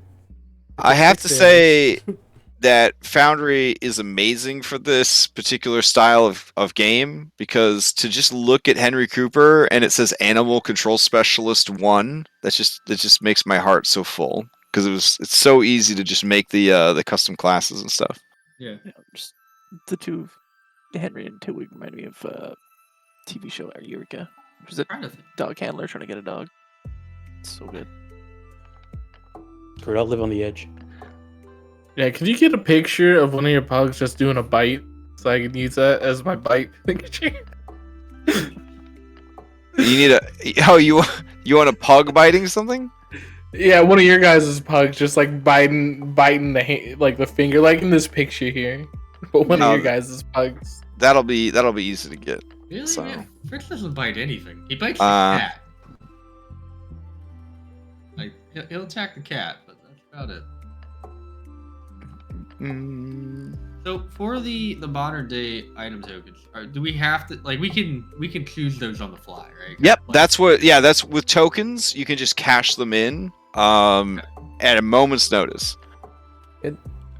Based on the thing we use, do we have to worry about like how much real world money we have, or are we just not gonna worry about that, or just have If you're like, well, I have this diamond engagement ring worth $5,000 that I was gonna give to my girlfriend, I would be like, I have a Tesla as a dog. right, yeah. Like, so there's certain things that we'd be like, all right, cool. but That's- yeah. Here's the thing: don't be afraid to ask, but understand that there will be some items that I'm like, you do not own a helicopter, Right. to the What about best of my knowledge, right? What about a stuffed animal? Oh yeah, that's fine. Okay. Can I own a helicopter? And remember, really ham up like emotional investment in items when you were describing the items, because the more emotionally invested you are in these items, the more valuable they are in the Feywild. So not just any stuffed animal, your absolute favorite stuffed animal. Yeah, hold on. Like- I got it right here. Oh, so Red, with the wild surges, do you want to go for broke and do the D10,000, the sun can explode and destroy all humanity? Or do you want to go with the so cute. Do you want to go with the modified one that I showed you? Basically, some people got together and they made 100 total results based on the ones that are included with the wild sorcerer class. So basically, they're balanced around those, and they did math, they did all sorts of nerd shit. They were like, roughly 71% of the results are positive, blah blah blah, and even the ones that are negative, they only have a such and such percent chance of causing a TPK and this and the other thing. Like, they're super balanced. It plays into the fact that eventually you get to abuse those tables as a wild mage. Roll twice and pick the best result, that kind of thing. The D10,000 one is fucking bananas, and most of the time they don't even do anything or make any sense. So it's up to you. They're so much fun though, and you only get the good ones. It So, doesn't seem- I would like when I DM wild mages, anytime they use a spell slot, it triggers a wild surge. Okay, 'cause- but they're I mean, yeah, but that's their first little feature, right? Like, you get to get advantage on a roll, and then the next time you cast a leveled spell, you get to decide. But if you're just gonna do it every time, Well, what if we do the tamer ones are every time, and then the D10,000 ones are the ones that you trigger as essentially consequences. I plan to How about- plan to use that. How about that? How about that then? That sounds good. Yeah, I'd like some medium between. Yeah, we got this like much tamer table, and then every once in a while there's I don't know. I think I'm gonna abuse the advantage on roll stuff. So get the big. Okay, one. yeah. I'm fine with that. And then if Okay. I mean obviously Because then essentially, even though it's not really the case, but we could certainly make a case that it is the case. You are quote unquote opting in for the D10,000 results by using that feature / abusing that feature, whereas I'm enforcing wild surges with a tamer and more beneficial table the rest of the time. No, Honestly, sounds good, yeah. wild sorcerers are very underpowered compared to most stuff in 5e. So the idea that you have every time you cast a spell a table that claims to be 71% beneficial to you honestly seems good. So yeah. Okay, cool. Well, that's good because I already have both tables loaded into our game. Oh, also, And I this mean, is- yeah, I mean, you have complete power. I mean, if like we roll that D1000 table and the sun does explode, I guess the game's over. I mean, you have the power to veto that. I don't know So if you're gonna roll whenever, on the- so because there's a 1 in 10,000 chance of the sun exploding, I always roll the D10,000s in secret because right, that's what I was. I That's what I was don't. saying. Perfect. Yeah, and then I reveal that. Also, some of them have to be secret because like Lift got one that was the next thing you drink causes feeble mind.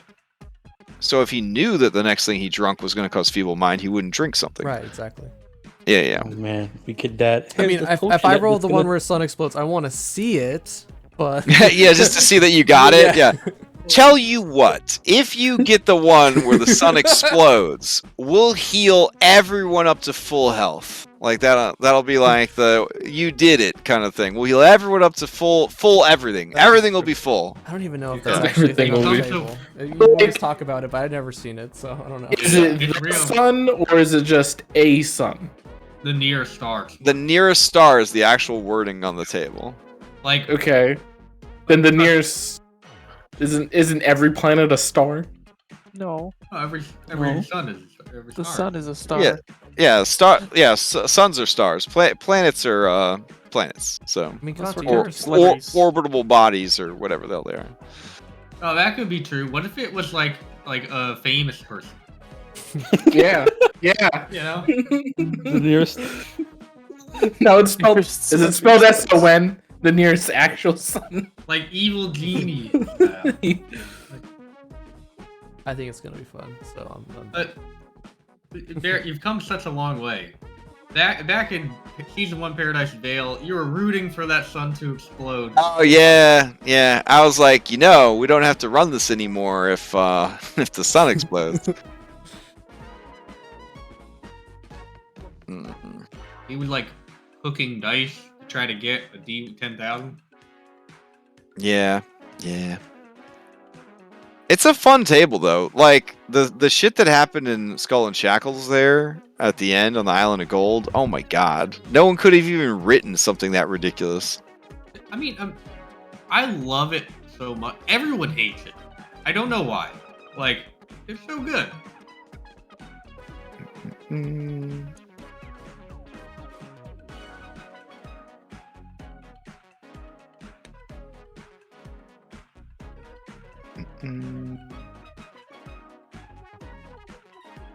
All right, I'm getting requests for mundane items, so I'm filling those out while we're hanging out here.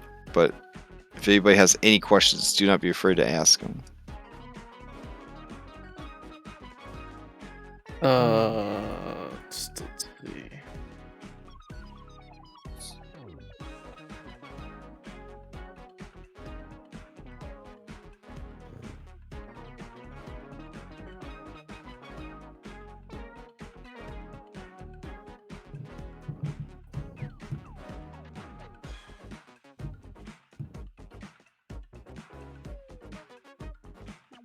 All right, that's going to be interesting. The mix of the two different tables, like the big crazy table versus the manageable table. So excited to see how that turns out.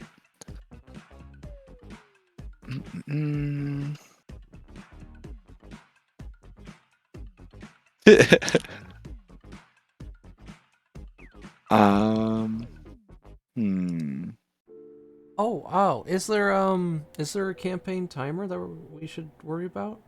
Or Oh, is it- that's a great question. Time moves differently, et cetera, et cetera, et cetera. There will be. That's actually a real thing, though. Time does move differently in the Feywild than in the real world. So, that's something that might happen. There's also there'll be times where things become like time specific, but there isn't an overarching timer for the whole campaign.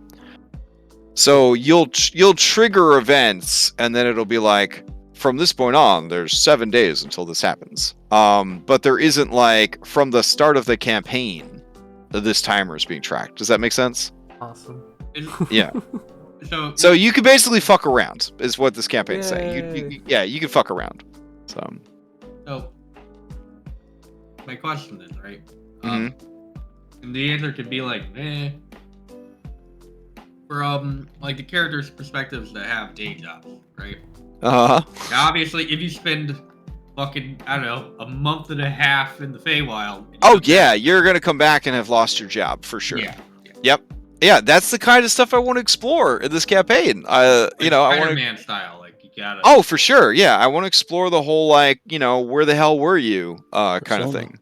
Yeah, Persona. like, oh yeah, Persona is a great example. Like you're going into this other world and coming back, and yeah, people are like, where were you? What were you doing? That's why I was a little disappointed that nobody went the route of my character's married, they've got kids, I got this whole fucking life. I'm on the PTA board, like all I that. almost had that. I know, I was excited for that. I was like, dang, wow. But I think I said like, oh, that's gonna be rough because like RP wise, oof, that's gonna hurt. You know what I'm saying? Because you've made this life for yourself, but you also want your old life back, and then, oof, having to kind of roleplay those two different wants and needs. Oh my gosh, I felt like there was a lot of potential there. I'll make you a deal. My character dies and I can't come back. I'll do it. Okay.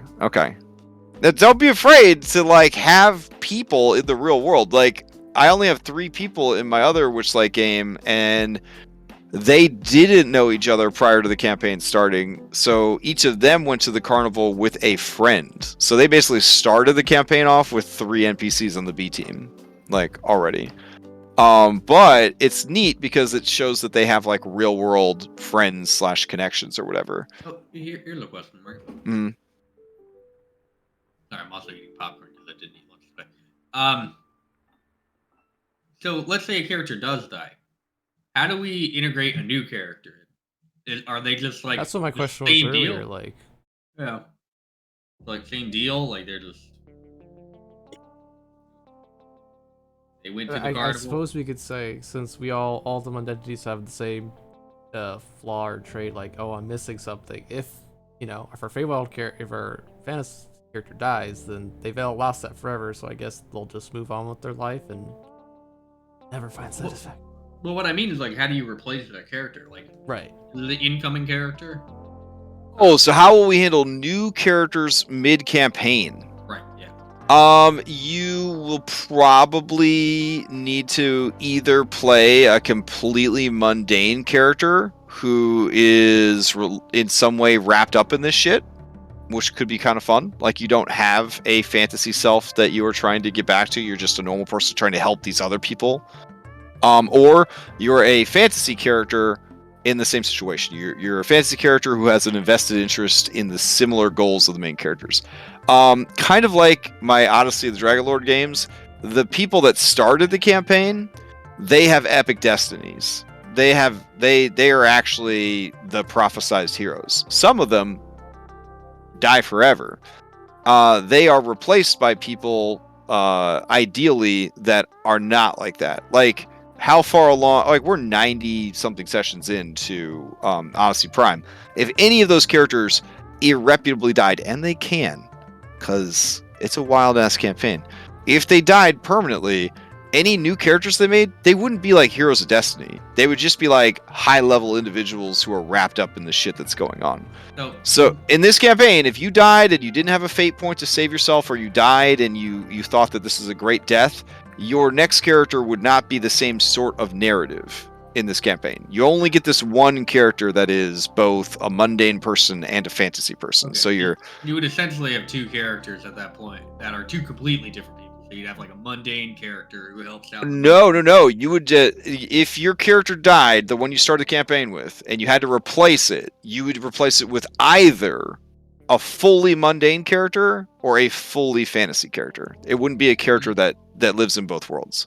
Well, couldn't that cause problems though? Like if you picked like fully mundane. I mean, I just make up a class and you'd play it to level 7 or whatever. Yeah, but like let's say you pick a mundane character. Afterwards, like shit gets real hot in the Feywild, so the party's always in the Feywild. Yeah. You physically travel from one world to the other. You're not like quantum leaping between your. Yeah. You're not quantum leaping from like your fantasy, your mundane self to your fantasy self and back. Like, you are, when you transform into your fantasy self, it's like it was mentioned earlier tonight. It's like a werewolf transformation. Like you physically transform back into your fantasy self. Oh, okay, cool. Yeah. You're physically traveling between worlds. So your replacement character would either be a fully fantasy person that gets dragged into the real world and stays in their fantasy, in their fantasy form, because that's who they are. They aren't in both worlds. Or you're a totally normal ass person that gets dragged to the fantasy world, and you never get any cool fantasy powers. You're just a regular ass person dragged along in this crazy adventure. God, that'll be That so sounds great.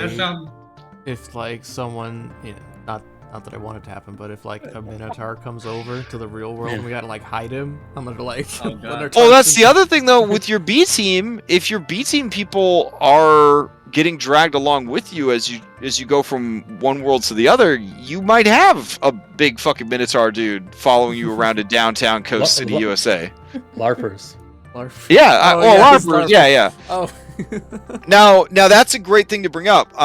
Whenever I run modern contemporary games, I utilize this thing from D20 Modern called the Veil. And basically the Veil is the pure ignorance of a non-magical world, right? Or human beings that want a non-magical world, that have rejected magic. So basically 99% of the population, when they see magical shit, or they see occult shit, or they see, fantasy shit, they make up a reason for what it is. Like, so Minotaur, they're like, oh, that's a buffalo. Well, no, Minotaur, they might see a very realistic sports mascot costume. You know what I'm saying? Yeah. They're going to do anything they can to rationalize these fantasy things as normal things. So, like a fucking bugbear walks into a building, they're just going to see the very big hairy man or woman. Like they're going to do whatever they can not to. And a great example of this is, so this lady used to work at this gas station that I would go to all the time. It was about like 8 years ago, something like that. But it was the center of the area that I worked, and I would just go there, and she always worked there. She had these big ass goblin ears, just like triangle shaped ears that pushed sideways out of her head, and she had these sharp little teeth, and she had a pointy nose, and it was like, obviously this woman is a goblin, right? Like, this is a goblin living in the real world. Like, this is a goblin person. Like, it's kind of like that. Like, that you would see what you're seeing, but you would also see what you need to see to not lose your mind, essentially. Because as a species, non-magical humans have rejected magic and rejected fantasy and rejected that kind of stuff. So the 1% of the population that can pierce the veil, those are the people that end up on the crazy Harry Dresden adventures, right? Or the Buffy the Vampire adventures and things like that, or the supernatural adventures.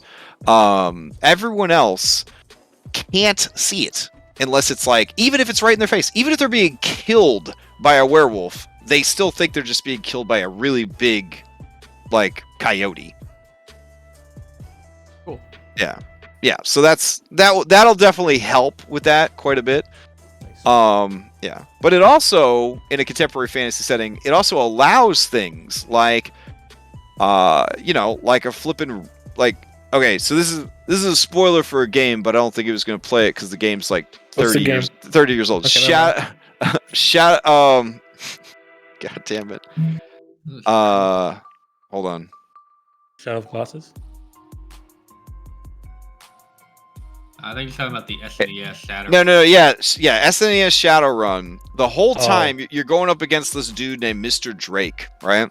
And like Mr. Drake, blah blah blah. Drake Enterprises, Mr. Drake, blah blah blah. So finally at the end of the game, you confront Mr. Drake. It's a fucking ancient red dragon.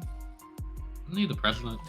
Yeah, he's like the president of Drake Industries or something. Like, yeah, and it was just so perfect because, like, I mean, even in that setting though, like, fantasy is known in the Shadowrun setting. But the idea is that there could be in Coast City, USA, fantasy creatures that are living amongst normal people, and you just don't see them for what they really are, It's kind very of thing. Vampire the Masquerade. Yes, another perfect setting that kind of has a veil mechanic as well. I mean, in that setting, unicorns live on the moon, so... I love that you mentioned Dresden Files. That's kind of how I base all my magic-y stuff on. Yeah. And Dresden Files is a great one for Feywild stuff, too, because they have the Summer Court, the Winter Court, gateways, portals, all that kind of stuff. So the idea is the events that are going to transpire are going to unlock that veil for you guys, and then once you step through, you won't be able to step back. So if/when you return to Coast City, you will see things differently than you saw them before. Right. Because I have Yeah. a very, very important question. okay. We're going to the Feywild. Mm-hmm. We're not gonna run into any witches of winter. Witches of Winter. You could, yeah. Are you making requests? Is that? I would like to make a request. Oh yeah, sure. I could see that being. Let me write that down. Would like to request goat's milk. Okay, got it. Now, one thing that they have changed, one of the things I like about D&D is that the lore just keeps trying to evolve to match the systems. So in the 4th Age of Magic, they introduced, like, I guess the Feywild, right? Before then, there were outer planes that were the Feywild, like Arborea and things like that. Then in the 4th edition, they introduced the Shadowfell and the Feywild, which are essentially side by side with the prime material planes. Like one step to the left is the Feywild, one step to the right is the Shadowfell. Now in 5th edition, they've taken it a step further, and within the Feywild, there can be demiplanes of delight, which are the opposite of demiplanes of dread, because demiplanes of dread are pocket dimensions within the Shadowfell nowadays. And they were like, well, wouldn't it make sense if they're kind of like a balance to each other? If there's domains of dread, there should be domains of delight. So they're kind of evolving the Feywild even more, and this campaign kind of touches on that a little bit as well. I really like what they're doing. Yeah, and they're also trying to incorporate that everything from Magic the Gathering is also canonical to the Dungeons & Dragons multiverse. So the setup for like a Planescape is going to be so nuts. If they finally like go ahead and pull the trigger and do Planescape, it's going to be bananas. DNA and NAS. Mm-hmm. I feel like you're just gonna have to buy every book. Like that's gonna be the. That's how you do Planescape. Buy every campaign. And like read all of them. Oh, so you take blend like them the together. first part of this adventure and then mix it with the middle part of this Yeah. adventure. Yeah. That or like, you know how with certain campaign settings they're like, if you need additional content for the setting, we recommend this source book. It'll just be like every book. So this adventure, they sort of DLC'd it because the Domains of Delight actually has a source book, but they cut it from this adventure and then sold it through DM's Guild as a fundraiser for Extra Life, which made a lot of people very angry. Yeah, but you can't be angry. Yeah, exactly. It's for charity. Like they didn't keep any of the money. And they also felt like it would have bloated this book, and that it would have provided content that was outside the scope of the adventure that people wouldn't have been interested in anyways. I understand the reason they did it. But yeah, there is an entire official source book called Domains of Delight, which is sort of the partner book to the Van Richten's Guide to Ravenloft, basically. So, pretty cool.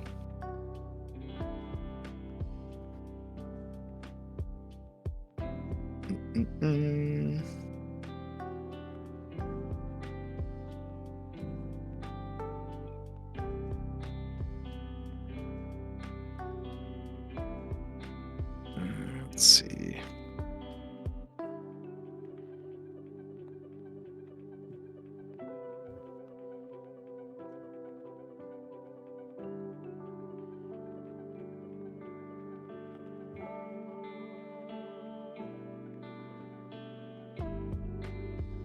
Oh, and if I'm real quiet, it's just because I am answering. Thinking real hard. Yeah, answering messages and setting up items and all that jazz.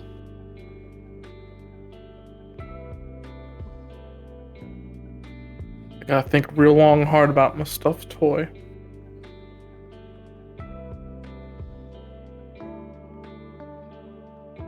See, if I had those tokens, I would probably wind up being like too frugal and like never wanting to use them unless I was put in like a life or death situation, and then I'd be like, oh wait, I have this. But at the same time, that feels like less fun than just having some cool modern ass shit to bring into the Dungeons and Dragons world.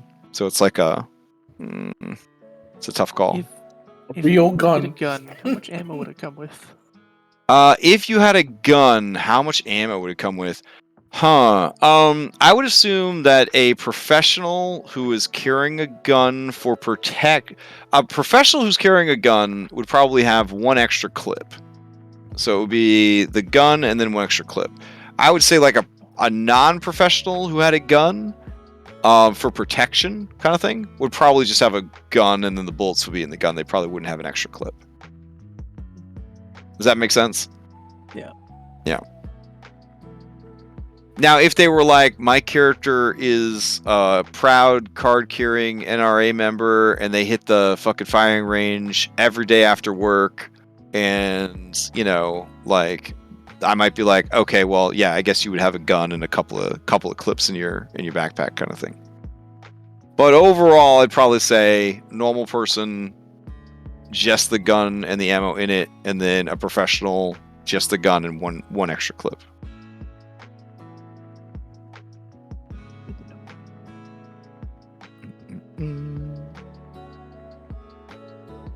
I love the idea of somebody using a real world gun to just shoot a fucking D&D monster in the face. Like, I'm heavily thinking that because it fits my background. Like, now you're the only person in the party that I gave access to the Arcana feat IRL, like, or mundane world, and that would be the occult feat essentially in D20 Modern. I don't think anybody else has access to that, but most of you, except the dog, I think, should have access to the meta feat. I might have given the dog access to the meta feat, but the meta feat again is your knowledge of pop culture, like real world pop culture. Is it just a int stat normally? Yeah, it's a knowledge skill, so it goes off of int. Yep. Cool.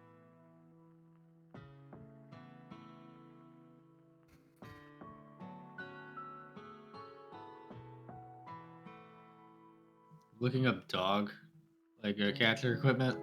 Well, I said animal control the catcher, right? And it is like nothing but like bite gloves. So, like to protect your hands. Well, they probably Oh, have I a would- catch pole or I something. would definitely count that as leather armor. I would definitely Yeah. count that as leather armor. So you get a +1 to your armor class if you had. You could do the catch pole, which is both settings kind of. I know found in there's- Valdas there's like a roll. It's like a ranged grappling thing. Oh, like the man catcher or whatever. Yeah, yeah. Well, there's That was that was a second edition weapon, the man catcher. It was kind of ridiculous. Like nobody I think ever took it, but yeah. They sell a net launcher, which is basically like a shotgun that shoots nets. Apparently, Yes. That's awesome. It's really expensive.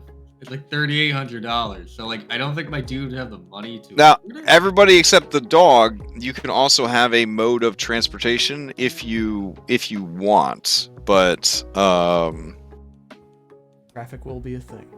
yeah, in Coast City, most people use the monorail to get around. So, Good cards.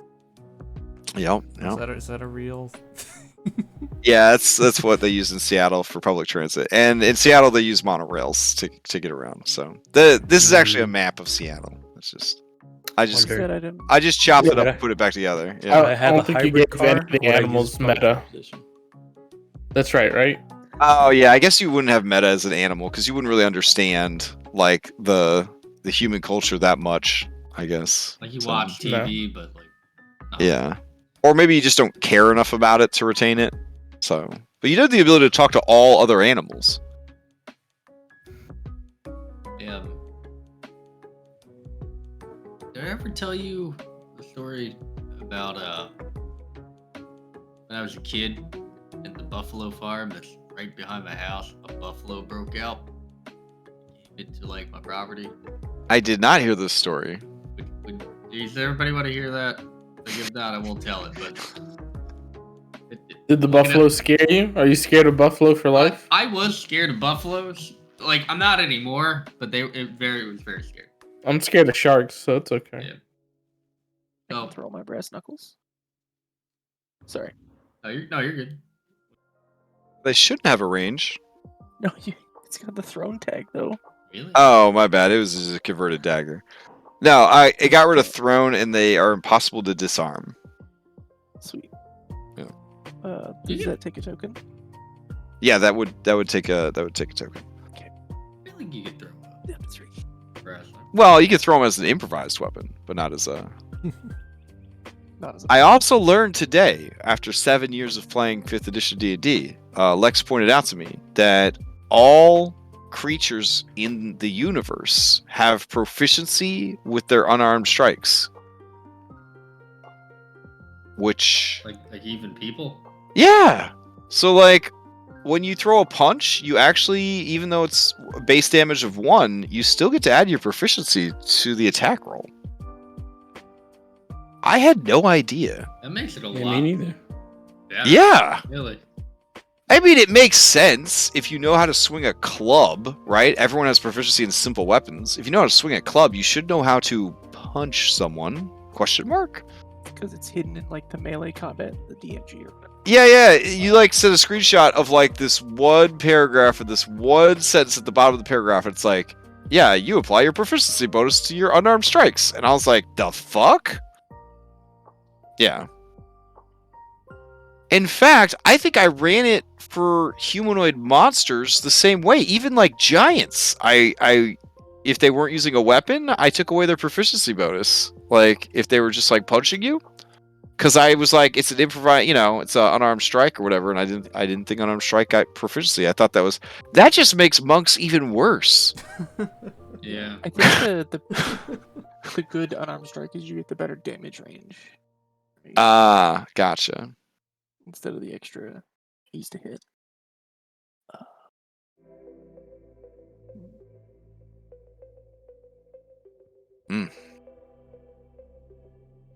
Oh, they're finesse. Thank you. All right. I think we're pretty good then. I am definitely willing to like hang out and just keep prepping tonight and be here to answer any questions or set up anything that you guys need. But as far as like official session 0 stuff, we're probably good for the night. Also, if I'm gonna be like DMing on camera, I gotta stop like scratching my nose so much. Like it's so itchy right now. And 'cause- picking it. You're just Yeah. like going at it. You're just like digging for gold. I was like, dang, you Really? brave. Damn. No. Oh. I mean, You I will could have lean been. out of screen. You will lean out of screen. Oh, I will. You lean to my It's funny, left, your right. I'll work on it. I'll work on it. I haven't ever run a game with like cameras, so kind of nervous about that. The nose picking is what it is, though, man. Just get a VTuber. This cat, I thought I had gotten over my cat allergies, but it's a very fuzzy cat. So So I found out. I found Hmm? out that apparently cat allergies, you're not allergic to cat hair. What everybody's allergic to is cat saliva.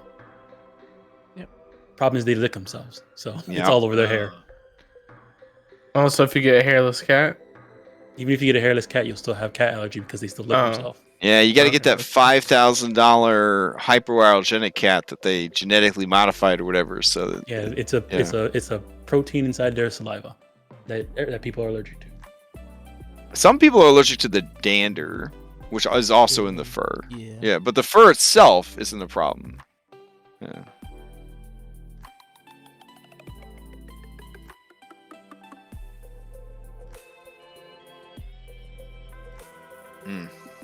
All right. Well, I think we're pretty much done with session 0 stuff, Red. So if you wanna cut it, we'll just all hang out and prep and stuff. Sounds good. All right. Thanks for watching, So then we'll everyone. That was continue. session 0. All right. Real campaign starts next week, 8 p.m. Eastern Standard Time. Nice. Everyone All right. else would say Let- bye. All right. Bye. All right. Yeah. All right.